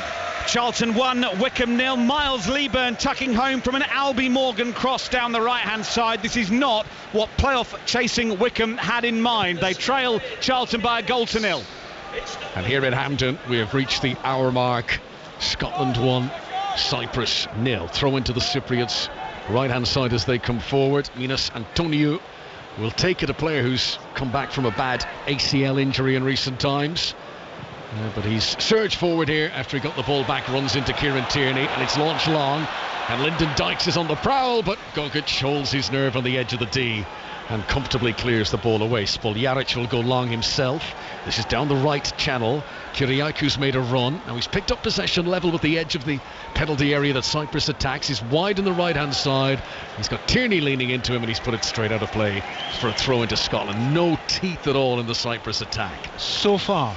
And I say that because there feels as if there's a little bit of a change in this game just now. Scotland aren't quite as dominant, not getting flying forward on that left hand side quite the same way as they were before. There's a wee bit of legginess up with a number of players. And the other thing to keep an eye on, there's a couple of players that Cyprus have got to come on, attack minded players who would normally be starters. So this game's not over. Let's check in at Victoria Park. League 2, Hartlepool United against Leyton Orient. Here's Ellen Ellard. Yeah, still Hartlepool 0, Leyton Orient 0. Best chance so far fell to the league leaders. A weak Jordan Brown header into the hands of Stolicic in the Hartlepool goal following an outswinging George Moncur corner. Paul Smith has also made some great runs, but just lacking final product at the minute. Hartlepool 0, Leyton Orient 0. Thanks very much. Stevenage, who started the day in 3rd position, are hosting Salford City. Sahil Sahi is there. Yeah, 20 minutes played here, Connor. Still Stevenage 0, Salford 0, but it's a good watch. Stevenage have come close twice through Luke Norris, and Salford had an opportunity. Callum Hendry, he was inches away. Stevenage 0, Salford 0. Thanks very much. A reminder that tomorrow we've got England in action once again. 5 o'clock kick-off, England against Ukraine, as Callum McGregor tried to link up the second half of a 1-2 with Stuart Armstrong, but it broke down just on the edge of the Cyprus penalty area. Dimitris Dimitriou clears the ball out as Lafis up to the halfway line to Arti Matas, back into the midfield again. Can you not Scotland feel the full back. quietness here? I feel that this feels to me like tension, a little bit of quietness. Scotland haven't controlled the ball. I expect these attack-minded players to come on from Cyprus quite soon. Scotland could really do with getting a grip of this game before it gets away from them. It looks like Scotland are just calling in Billy Gilmour there, so I think it is round about that time. You're talking about the 60-minute mark where it has went a little bit stale. Can they bring somebody on to get back on the ball, make something happen? Billy Gilmour, who's struggled for game time with his club Brighton and Hove Albion. No shortage of good midfielders in that squad, but Steve Clarke looks like he's getting ready to introduce a young man who's often done very, very well in a Scotland shirt. Kieran Tierney has possession midway inside his own half, and he's gone long here, long and searching, looking for Andy Robertson, tries to cushion a header in for himself to run in field. Difficult to execute that, and Antonio was able to intercept and clear it away. And then a free kick has been given away, and McGregor, I think, on Arti Matas. Free kick to Cyprus inside the centre circle, and chance for the visitors to push some bodies forward in a cautious sense by their standards, and they're still not going gung-ho at it here. But I think Timur Ketspire, the former Newcastle player, now manager of Cyprus, will be thinking maybe, just maybe, his team are getting a foothold back in this game. Yeah, I felt it for about 5 or 6 minutes now. A little bit of the gaps are beginning to show. I mean, Scotland have also got gaps to get into as well. They're just not making anywhere near as good use of them. Hanley's got some mopping up to do on the edge of the area, rolls it back to Angus Gunn. I just wonder though, if Cyprus are to get brave and maybe commit a bit more forward, could that open the door for Scotland to get a second down the other end? Castanos is slow back to his feet, He's the player who was booked for diving earlier on, so the crowd are giving him a bit of stick. And Tierney, 10 yards inside his own half, rolls it to Stuart Armstrong on the left. Andy Robertson has got up, playing like an out-and-out left winger now, proper number 11 on the left-hand side. Tierney back to Grant Hanley, low ball over the halfway line to Stuart Armstrong. He tries to spin away from Spoljaric, and he's done really well. Armstrong leaves the defender for dead. Now Andy Robertson in the penalty area, tried to lay it up for Aaron Hickey, and agonisingly for Scotland, it seeps in front of him and out for a goal kick. The goal at the mercy for Scotland. Robertson unselfishly tried to pick out his teammate, and Scotland failed to put it in the net. Do you think Andy was unselfishly? Was it half between a cross and a shot, maybe? Well, that's one of the ones your mind just tells you to shoot, but you actually half cross it. So I think he was kind of in between. It was too far in front. It made it very difficult for Hickey to try and go on the end of it. Hickey definitely couldn't get to that there. Got in a brilliant position there.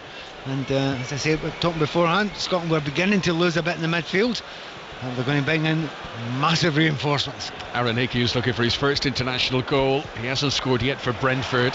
He did get 5 goals in Serie A last season. Here's Armstrong, a shot from distance and saved by Dimitru. Scotland need this. Just, get the supporters clapping again. Just get a bit of action going. And as you mentioned, Pat, things have become a little bit quiet in Hampden. Yeah, Scotland fans, they know their football. There was celebration all the way till half time. But because it's not started the same way, there's no dominance of the game anymore. It's definitely not been dominated by Scotland in this second half. They seem to have run out of legs, and maybe Jack has slowed down a little bit in the second half. You need energy in there, you need control of the game in there.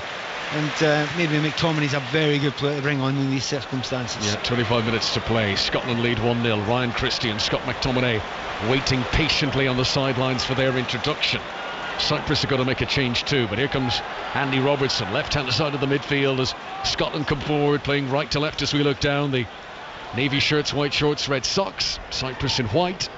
This is Tierney cutting in off the touchline left-hand side, giving it short to McGregor, who's got teammates all around him. Sets off on a run down the left wing. He'll do well to keep this in play, and sliding across to stop him is Antonio, and that's going to be a throw into Scotland, who will remain on the attack down the left hand side, and this break in play gives the opportunity to make the changes. So Scott McTominay is going to come on in place of Stuart Armstrong.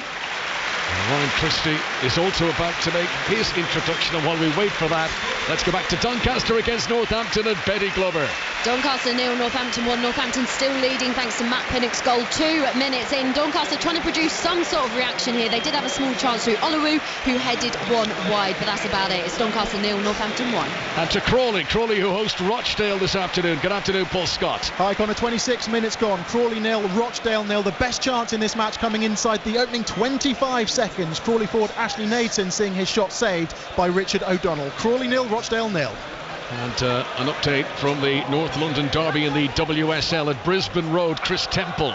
It remains Tottenham 0, Arsenal 1. That goal on 5 minutes from Stina Blackstenius. Spurs came back with a strong chance of their own through Drew Spence, a tame shot in the end wide. And a moment ago, Amy Turner sliding in to deny Arsenal a possible second goal in the 6-yard box. Tottenham 0, Arsenal 1. Thanks, Chris. So Scotland lead Cyprus by a goal to 0 here. Jack has been replaced by Ryan Christie. Scott McTominay has come on in place of Stuart Armstrong. 2 changes for the visitors as well. Charalambous, who was in Arsenal's youth academy as a kid, who scored his first international goal in a friendly in November against Israel. He has been brought on, and they've also brought on Andronikos Kakuli, who scored 2 goals against Northern Ireland last summer. Here comes Scotland into the penalty area. Big chance. Shot from Ryan Christie is blocked by a defender inside the 6-yard box. Aaron Hickey tries to keep the chance alive. Sends in a cross. Challenging for it was Lyndon Dykes. Couldn't get his head to it. Tierney's the latest to deliver. Too much on that one though, and it bounces straight out of play. Scotland banging on the door, but can't get that second, not yet. It was really unlucky there. I mean, good phase of play. The substitutes all combined in. McTominay having a shot, Christie having a shot. They're just up in the pressure. It just shows you the subs can make a difference. They've got a great squad when they come on. They can make something happen. Yeah, you want it to be lifted. They have immediately lifted it for Scotland. VAR has said they want to have a penalty check. I don't think this is going to take too long. No, it is. It's been asked to. Yes, no. Play on. Check complete. No penalty. Had me excited there. Yeah. I think the Roberge, it was maybe a suggestion that he dragged him back there, but I don't think it was anything at all. Kakuli, who's come on to replace Pitas, who didn't have much to feed off leading the line for Cyprus. Kyriakou coming off as well. I have to say, I expected a lot more of him today. I didn't think he had a great game. Charalambous has come on, played home and away against Manchester United in the Europa League earlier on this season. Just the one goal separating the teams here at Hampden, but another goal to tell you about at Brisbane Road with Chris Temple. And two separated them here, Connor. It's Arsenal by 2-0. Caitlin Ford driving through midfield and placing a 20-yard shot low in off the right-hand post. Tottenham 0, Arsenal 2. Today is the opening day of the Women's Six Nations. Ireland had the best of the men's competition, but it's not starting well for the Irish today. Wales 31, Ireland 0 is the latest in a game that kicked off at 1:30. You can listen to the closing stages of that right now over on our sister station BBC Radio 5 Sports Extra. This is Arti Matas for Cyprus, who are just hoping they're not out of this yet. Through ball in front of Kakuli, but too far in front of him, and it goes out for a goal kick to Angus Gunn. So 20 minutes to play, Pat Nevins. Scotland 1, Cyprus 0. Yeah, we never do it the easy way. And remember the history of lots of goals. These games have ended up one goal, between the two teams. It looks as if it could be more than that in the first half. In the second half, it's got a lot tighter, and a number of players have fallen out of the game. McGinn, who always goes 100 miles an hour, fallen out of the game a little bit. We could seen a little bit more of John. Last time these sides met, Scotland needed a last-minute goal to win it. For now, they've got the one-goal lead. And here is Ryan Christie, fresh legs, having recently come on as a substitute. Challenged, though, by Spoljaric. Loose ball falls to McGregor. Free kick has been given to Cyprus. Christie a little bit over-enthusiastic, having lost the ball. He then fouled the opponent. Free kick to Cyprus, 15 yards outside their own penalty area. You were talking a few moments ago about some of the cross balls haven't been great. I mean, noticeably quite poor, going like 20 yards higher than they should do. I think that actually might come down to the conditions. It's something we never talk about because you never have to. But it does seem to be cutting up quite badly in certain areas down there. Cyprus have possession inside their own half. Konstantinos Laifis tries to bring it into Scottish territory. Ball had gone out of play on the far side, though, before he brought it back in again, and that is going to be a throw-in to Scotland just over the halfway line. Two balls on the pitch briefly. Hickey then trying to take the throw-in from the wrong place. Referee sends him back. Throw-in to Scott McTominay, operating in the middle of the midfield now, who rolls it back to Grant Hanley. The volume has been turned up a little bit more now at Hampden. National pride being shown, support to the players on the pitch, who still have work to see this through despite Scotland's dominance. This isn't in the bag yet. See, sometimes as a player, this is what you need. When they talk about the 12th man, the Tartan Army, this is what you need for them to get behind you. The players hear it, it gives them a lift, look, and then they're on the front foot. Here comes Scott McTominay. 20, 25, now 30 yards into the Cypriot half. Low ball in. Hickey tried to spike it up for himself, but before he could swing his boot at the half volley, it was cleared away. And now Ioannou, with good pace, comes sprinting over the halfway line, runs into Hanley, who can't stop him, and it nearly ran through for Kakuli. That's about as threatening a counter-attack as Cyprus have had in the game, but they didn't get anywhere near the penalty area. And one of the Scotland defenders is down and slow to get back up to his feet. Yeah, and once again, it's the same thing with Cyprus all the time. They have got a lot of pace, especially in the breaking down the left-hand side there. Bit of a tackle on the far side there. Just see who went down. Yeah. Tierney who's gone down. So Scotland will want to make sure that he is okay while we've got a break in play here. Scotland leading Cyprus by 1-0. Let's check on Peterborough United against Derby with Aaron Paul in League One. Peterborough 0, Derby 0, but Derby have had the best opportunity of this game. Connor, great work by David McGoldrick down this right-hand side. He fed in Connor Horan one-on-one. Good save by Will Norris in the posh goal. Peterborough 0, Derby 0. And elsewhere in League One, Charlton Athletic hosting Wycombe Wanderers. Here's Nick Godwin. And Charlton lead 1-0. Wycombe, though, are coming on strong. Chem Campbell with a brilliant bicycle kick, expertly turned away by Ashley Maynard-Brewer in the Charlton goal. So Wycombe are starting to come back into it. They still trail Charlton by 1-0. Thanks very much. Here at Hampden, the clock ticks on. And by the time stoppages are added, there will still be a good 20 minutes to play here. As a run from midfield, Arti Matas is taken down, and That was going to be a yellow card, surely. Look, Ryan Porteous. Just as well they brought him down, because Aaron Hickey's struggling there. He's holding his thigh, and whoever it was, I'm not exactly sure what separate midfielder got it, but he got up and he tried to play it quickly over to his side, knowing that he was having a problem. It actually is quite concerning for Scotland. You look at it, Scotland are very rarely they had that little bit of a burst towards the opponent's goal just when they made the substitution. Apart from that, second half, there's not much to report. John McGinn's goal separates the teams. A rare attacking set piece for Cyprus, taken by Castanos into the penalty area. Porteous has just picked up a yellow, wins the header on the edge of the penalty area. Tierney's clearance is good, finds Ryan Christie, who rides a challenge, and was he taken down? He was by Antonio, but no whistle. No free kick for Scotland. Cyprus hold on to possession, and it's getting a bit nervy for Scotland now with their 1-goal lead. It is getting nervy, and you can hear it. I thought that was a foul. I thought he'd done really well to get down the line, rode the tackle, but then he was brought down, so I thought that was a foul. Porteous, who picked up his yellow card for a carbon copy challenge, for which Stuart Armstrong saw yellow in the first half, a deliberate trip to deny a counter-attack. And here is another pull on the shirt and another free kick to Cyprus. And Ryan Christie's been fired up. He's not been starting for Bournemouth recently. He wants to make his impression here for Scotland. Did well in the games back in September, Ryan Christie. I just think there's overloads beginning to happen now. You see the Cypriots have had 2 against 2 up front there. They didn't play the ball quickly enough. Worrying moments. Charlambos gives it out to the left-hand side. This is Nafis trying to wriggle and find some room. The defender is young Aaron Hickey. He's just standing his ground. McTominay comes back to help. Good strength from Scott McTominay, who's able to shrug off the opponent. McGinn turning on the edge of his own penalty area. That was a little bit high risk, but he knew what he was doing, and he clears it away towards Lyndon Dykes, but Scotland can't hold on to it. Look at Andy Robertson down there. He's ushering his team out. He thinks Scotland is sitting too deep. Exactly. I mean, you can see him. He's going crazy at the back line to try and get up, because the Cypriots are coming onto the game. They're getting possession higher up, making things happen, so they need to be careful. Quarter of an hour to play.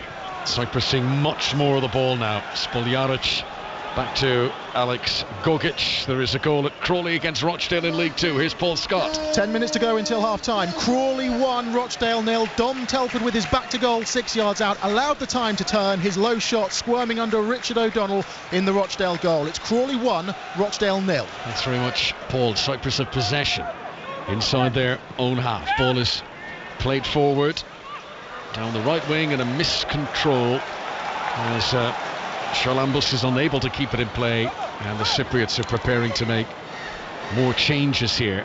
Scotland 2. Well, 2 attackers are going to bring on as well, so that's going to help them a little bit. I mean, they've been looking quite good in the second half.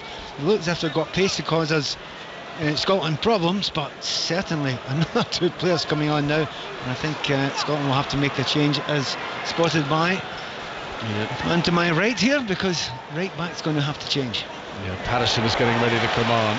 Scotland in possession. It is interesting that Timur Katspaya, the former Georgia international, former Newcastle and Wolves player, now manager of Cyprus, just feels that extra presence up front, this could be the time for Cyprus to take advantage. They don't have long to go. 13 minutes. This is what I was saying earlier. I wonder how long he's going to give it before he makes a change from the formation he was playing, because it wasn't really happening.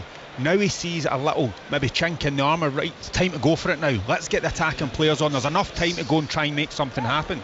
Steve Clarke calls across John McGinn, and he's giving him some detailed instructions. So double change coming up for the visitors. Castanos is going to come off while they make those substitutions. Back to MK Dons against Morecambe in League 1, and here's John Hunt. Still 0-0 here, Connor, after 37 minutes. No doubt MK Dons have had the better chances and looking the more lively side. Jonathan Lecco and Mo Issa particularly dangerous when they get room in behind that back 3, but at the moment Morecambe holding out. It's MK Dons 0, Morecambe 0. And into League 2, how are the leaders getting on? Ellen Ellard's at Victoria Park. Still Hartlepool 0, Leyton Orient 0. Big chance for Aaron Drinnan, sliding in to try and tuck in a low cross at the near post down the other end. Good defensive work from Omar Beckles to deny Hartlepool an opener. Hartlepool 0, Leyton Orient 0. And an update from Stevenage against Salford City, also in League 2. Sahil Sahi. First half here, Connor, still 0-0 between Stevenage and Salford, and still Stevenage poor forward. Jamie Reid, Jake Reeves and Alex Skilby with the efforts this time. Stevenage 0, Salford 0. Now Arsenal were up to a very good start against Tottenham in the WSL. There's been another goal at Brisbane Road. Here's Chris Temple to tell us about it. And Tottenham opened the game up. Connor, Tottenham 1, Arsenal 2. Bethany England from the penalty spot after Katie McCabe was judged to have blocked Ashley Neville's shot with her arm. England's penalty low into the bottom left. Tottenham 1, Arsenal 2. And Wales still lead Ireland in the Women's Six Nations by 31 points to 0. You can listen to commentary of that on Sports Extra. Approaching the final 10 minutes at Hampden. Cyprus are growing in confidence all the time. Scotland have been forced to play deeper and deeper. Ball into the penalty area. Tzizonis has come on as a new attacker, jumps forward. Flag is raised. Cyprus offside and a free kick. The clock is moving slowly now for the Scots. And they've changed their system as well. They've really gone for it, because Sanos comes on for Sanos. That's fair enough up front. That's just change for change. They've taken Gogic off centre back and they've brought another attacking player on in Yuzu. And this is a team that think they can do it. There is no doubt in my mind. They believe they can go and get something out of this game, and they are controlling it now. Another goal at Crawley. Paul Scott. Crawley have doubled their advantage. 2 goals in 5 minutes. A cross from the right was headed home by Dion Conroy. Up from the back, bouncing once across the face of goal and into the far corner. Crawley 2, Rochdale 0. This is 5 Live from the BBC. We're also live on BBC Sounds. Opening day of Group A of qualifiers for Euro 2024. Scotland off to a good start with that goal after 21 minutes for John McGinn, but they have struggled to add to that lead, and Cyprus growing and growing as the game continues, and Scotland just hoping that they'll run out of time here before they actually get an equaliser. Delay in play as some treatment might be needed for Valentin Roberge. There's no interest for Cyprus to waste time, so he must be hurt. No, he was hurt. He got one right in the face. Yep, right in the chin there, elbow. Don't think it was deliberate. Just a word on Aaron Hickey, who did very well.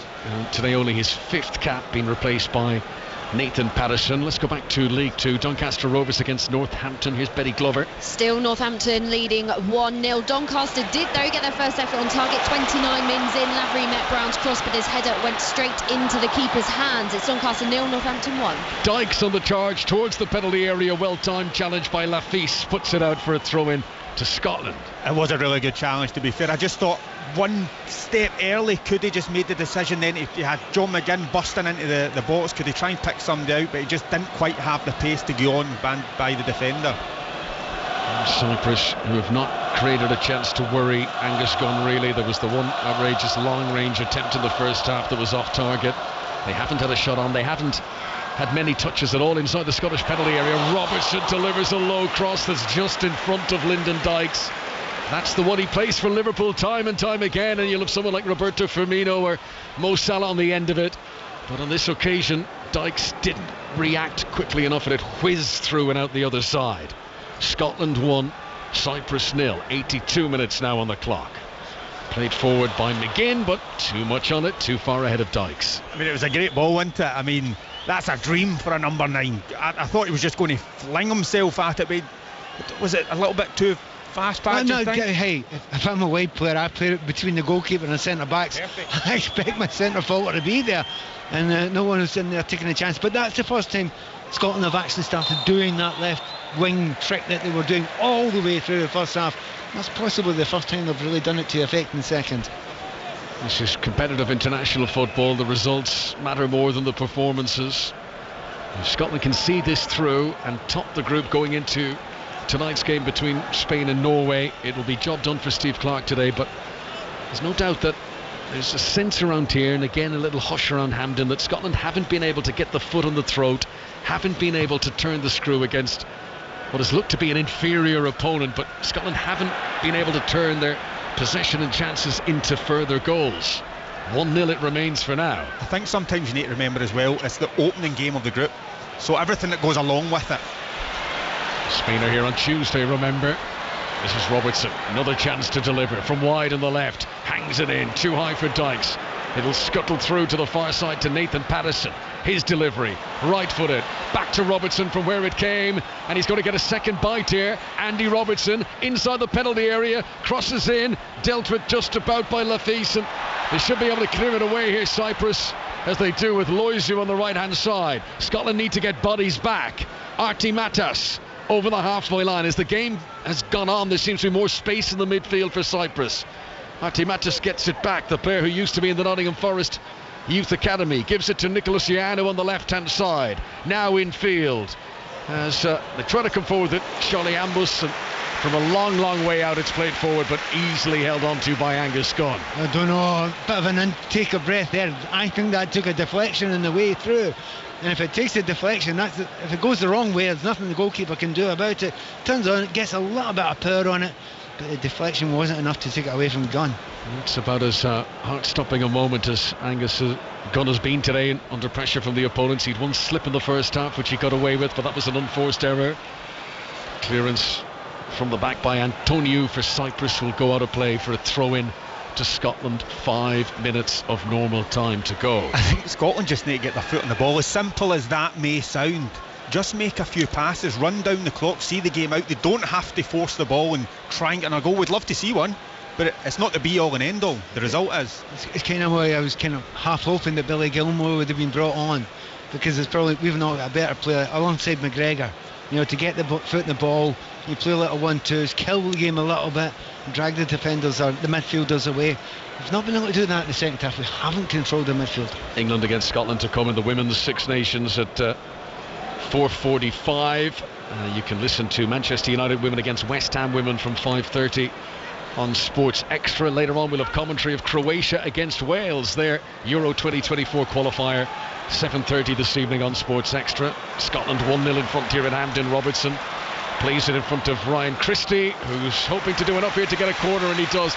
Corner to Scotland with just minutes remaining until we find out what will be added on for stoppages. The quality hasn't been good enough from Scotland's corners. I mean, I was saying before the game, they work hard on it. They've been quite successful in the last number of months, the last number of games, but so far they've not been that great. Let's hope we can change it here. Many of the corners have been taken by Andy Robertson. This one's going to be delivered by Ryan Christie. Raises his hand as a signal, sends it in very high, too high for Hanley, and that has happened so many times now. It's become a feature. Over delivery of crosses throughout this game by Scotland. And it's not just, you know, from set pieces. It's not really an excuse. You shouldn't have that as an excuse. I mean, if you're running with the ball now and again, it can happen that way, but Scotland's 8th corner and haven't really been that dangerous.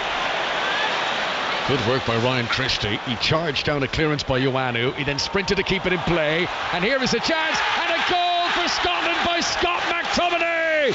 Sliding in the 6-yard box, delivering it high into the roof of the net. And there's no doubt about the outcome now.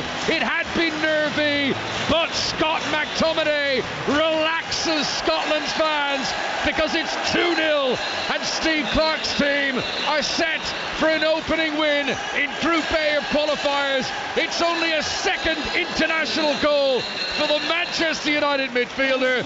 Scott McTominay, sprung from the bench, makes it Scotland 2, Cyprus 0. And it's the three subs that combine to make that goal. Christie with the fresh legs gets down, obviously the right hand side, cuts back, left foot in. Dykes does ever so well just to cushion the header into McTominay's path. Touch and finish. Goalkeeper absolute no chance. Great goal from a Scotland point of view. Absolutely brilliant.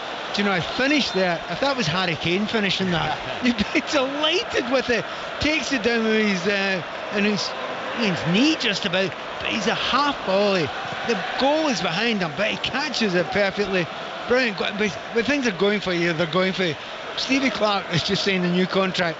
Everything he touched at the moment turns to gold. Even when his team wasn't playing well in the second half, his substitutions have made all the difference. Another goal for Scott McTominay against Cypriot opponents. He scored against Nicosia in the Europa League in October. One of just 2 goals he's scored for his club this season. But McTominay with a goal that makes what was looking increasingly like a nervy ending at Hampden feel much more satisfactory now. There's only 90 seconds of the 90 minutes remaining, but Scotland have their 2-goal lead. John McGinn in the first half, Scott McTominay in the second, and they want more. Robertson into the area, blazes the shot over the crossbar. Oh, it's a brilliant chance, and you cannot blame him. I know that the back post there, McGinn was in for arguably a tap-in, but it comes to Robertson. he's coming through at an angle. You can't blame him for having a go there. Yeah, it's a tough angle. I don't think McGinn was absolutely clear, but you'd have had a go for there, wouldn't you? With the same result is the problem. Blazed over the bar, but we can all relax now. We're all very charming and happy at the moment, but up until the last 2 or 3 minutes you could feel the tension here. But I think everyone around here felt exactly the same feeling. And breathe. Spain will be here at Hampden on Tuesday. Scotland might need a better overall performance in the 90 minutes if they're to take something against that illustrious opponent. But the mission for today was to get the opening win, to beat Cyprus, to get a first win in a European Championship qualifying campaign in the opening match since 2006. Scotland, who are so used to beginning these qualifying campaigns slowly and playing catch up, and having been at the finals at Euro 2020, Steve Clarke wants to get back on that big stage again, and this is the way to start it. An opening win in the group. Scott McTominay's goal giving Scotland much more comfort here now. We're about to slip into 5 minutes of stoppages being added on. There's been a few injury delays, few VAR hold-ups. There's backtracking. Lafise just wins the sprint against Lyndon Dykes and touches the ball back to the goalkeeper Dimitru. Cyprus had a much better second half than they had a first period, but not enough presence in around the Scotland penalty area to really make much of a case to say that they deserve more than they're going to get at this opening defeat in the group. Cyprus, they come across as that team is at home, they could be a problem. Oh yeah, took words out of my mouth there, Alan. Absolutely. They genuinely could. Here they were set up to contain, maybe try and hit in the break, get a set piece, but at home I think it could be different. Marinos Tzionis, who plays his club football in America now, he moved to MLS in January, plays with Sporting Kansas. Done well to get into the penalty area here, and still battling on. Tzionis tried to turn onto his right boot. Scotland have got plenty of defenders, but this on the edge of the penalty area is a chance to shoot, and Antonio, who's never scored for his country, sends it the outside of the right boot and well wide of the target. In the first 45 minutes I said I thought Cyprus would take points off of somebody in this group, and that might be important. Now Scotland didn't need it to happen here at Hampden Park. However, looking at the second half, first half I thought, well, actually they're not that good. Looking at the second half, they will actually do some damage to somebody. They will be difficult, as Alan says, to play at home. And I think Stevie Clarke will come out with this and just say, doesn't matter, we've got there, and that's all that matters, those 3 points as you suggested. Angus Scone is 3 minutes of stoppages away from a clean sheet on his international debut. His family watching on proudly. He's not had all that much to do today, but when called upon, he's been solid for Scotland, as it's been given away here. Robertson and McGregor between them, giving away possession. Cyprus try to counter-attack to the edge of the penalty area. Scott McTominay shows some neat juggling skills on the edge of the box to win it back, and Robertson will clear away, and no messing around there, just launches it up towards Lyndon Dykes, who's taken it very well on his chest. Then he's taken down by Spoljaric. Free kick. Not a great challenge from Spoljaric, who picks up the ball and throws it at Lyndon Dykes lying on the ground, and there's no need for that. Centre forward players, that was tremendous. I mean, you talk about Harry Kane the other night and how well he done doing that. I mean, Lyndon Dykes, that was just a lump up the park for Robertson. Get it as far up as you can. He's just taken it down, spun away. Brilliant. Scott McTominay goal came in the 87th minute. Scotland leaving it late to secure what is surely going to be the win here. Ryan Christie's cross on the left-hand side. Can it get better? It's a chance. McTominay again! He scores! Side-footed into the bottom right-hand corner. What a cameo this is from Manchester United. Scott McTominay, who had only one international goal to his name before the last 5 minutes, and now he's scored 2 in this game, and there's no doubt about the outcome now. Scotland 3, Cyprus 0. The group is up and running for Steve Clarke's team. Good thinking, wasn't it? Really quick thinking. McGinn gets fouled there, but he doesn't stop. He plays it through to Christie without waiting. Cypriots have turned themselves off there, and McTominay, with that energy, gets him. We talked about this at the top of the game, didn't we? Scotland have got quality and depth now. Well, it shows. Andy Robertson did the right thing there. Remember the last time when the shot went wild? He just took his time, assessed the situation, pulled it back. McTominay in a better area, side foots it in, game over. Scott McTominay's one goal before today came against Israel, October 2021. He thoroughly enjoying his moment here now. He'll have been disappointed to begin this game on the bench, but that's how you respond. You come on and you make an impact like that. Cyprus cut offside after the restart. Free kick to Scotland, and the scoreline looks much more pleasant viewing now for Steve Clarke. I mean, you look at some of the stats. I mean, Scotland get more possession for most of the game. Was that a sending off? There's another card. Yeah, the red card is out here, and I wonder if something's been said to the referee, because Scotland were taking a free kick. Nicholas Ioannou, who was booked earlier on in the game, the player with the protective face mask, appears to have been shown another yellow here. The referee has 2 cards, 1 yellow, 1 red in each hand, and he's pointing towards the touchline, and he's telling Ioannou that he's got to go off. He's going to get booked again, by the way. Sarcastic applause of the referee by Ioannou as he makes his way off, takes off the protective face gear. Do you know what's happened? He's actually gone and launched the ball. When he's blown up for a free kick, he's halfway through the step to go and kick the ball from halfway line. He could have stopped himself, but that's a very harsh yellow. Very harsh second yellow, referee, with seconds to go. So Cyprus, who were within a whisker, we felt, of an equaliser for so long, it's all crumbled for them in the closing stages. 2 goals late on after the 87th minute for Scott McTominay. Now the red card, and what had been a brave, stubborn fight to keep in the game from Cyprus has completely evaporated. You just think a little bit of common sense for the ref there, and then the game's done. I mean, is there any real point? Just have a word with them, a little bit of common sense, keep the game going. And he will now miss the trip to Yerevan on Tuesday to play Armenia. In fact, no, he won't miss that. That's the friendly. He'll miss the qualifier against Georgia the next game, which will be an interesting one, of course, because all of the Cyprus coaching staff are from Georgia, Timur Kespaya and his team. These sides will meet each other again in September. That'll be in Cyprus. And by then, Steve Clarke will hope to have a few wins on the board. But they've started as they really wanted to today. The full-time whistle blows at Hampden, and for Steve Clarke, just as it was in his very first match in charge of Scotland, it's a home win against Cyprus, and it came with late goals. McTominay will grab the headlines for his 2-goal flourish right at the very end. John McGinn continuing his wonderful knack of scoring for Scotland, and he remains by far the top scorer in this squad. This is a very positive start in the endeavour to qualify for Euro 2024 in Germany. Scotland's campaign is underway. It is, and as I say, we can breathe now. I mean, over the piece, Scotland were the better side, but for a large part of that second half, it was quite unimpressive. The starts will look good, as I mentioned before, with lots of possession. I think it's 8 corners to 0. There was periods of time when we destroyed the opposition down the left-hand side in particular, but there was a period of time that game where it didn't look that impressive. And I think there are a number of tired players out there.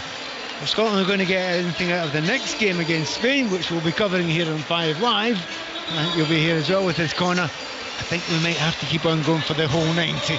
Yeah, I mean, 3 goals, clean sheet, job done. The manager will be very happy. He'll know he'll need to step up a little bit for the game against Spain. But 3 points on the board, that is the main thing overall. Scotland are up and running. Spain to come next. But it's an atmosphere of celebration at Hampden and a comprehensive scoreline. Scotland 3, Cyprus 0.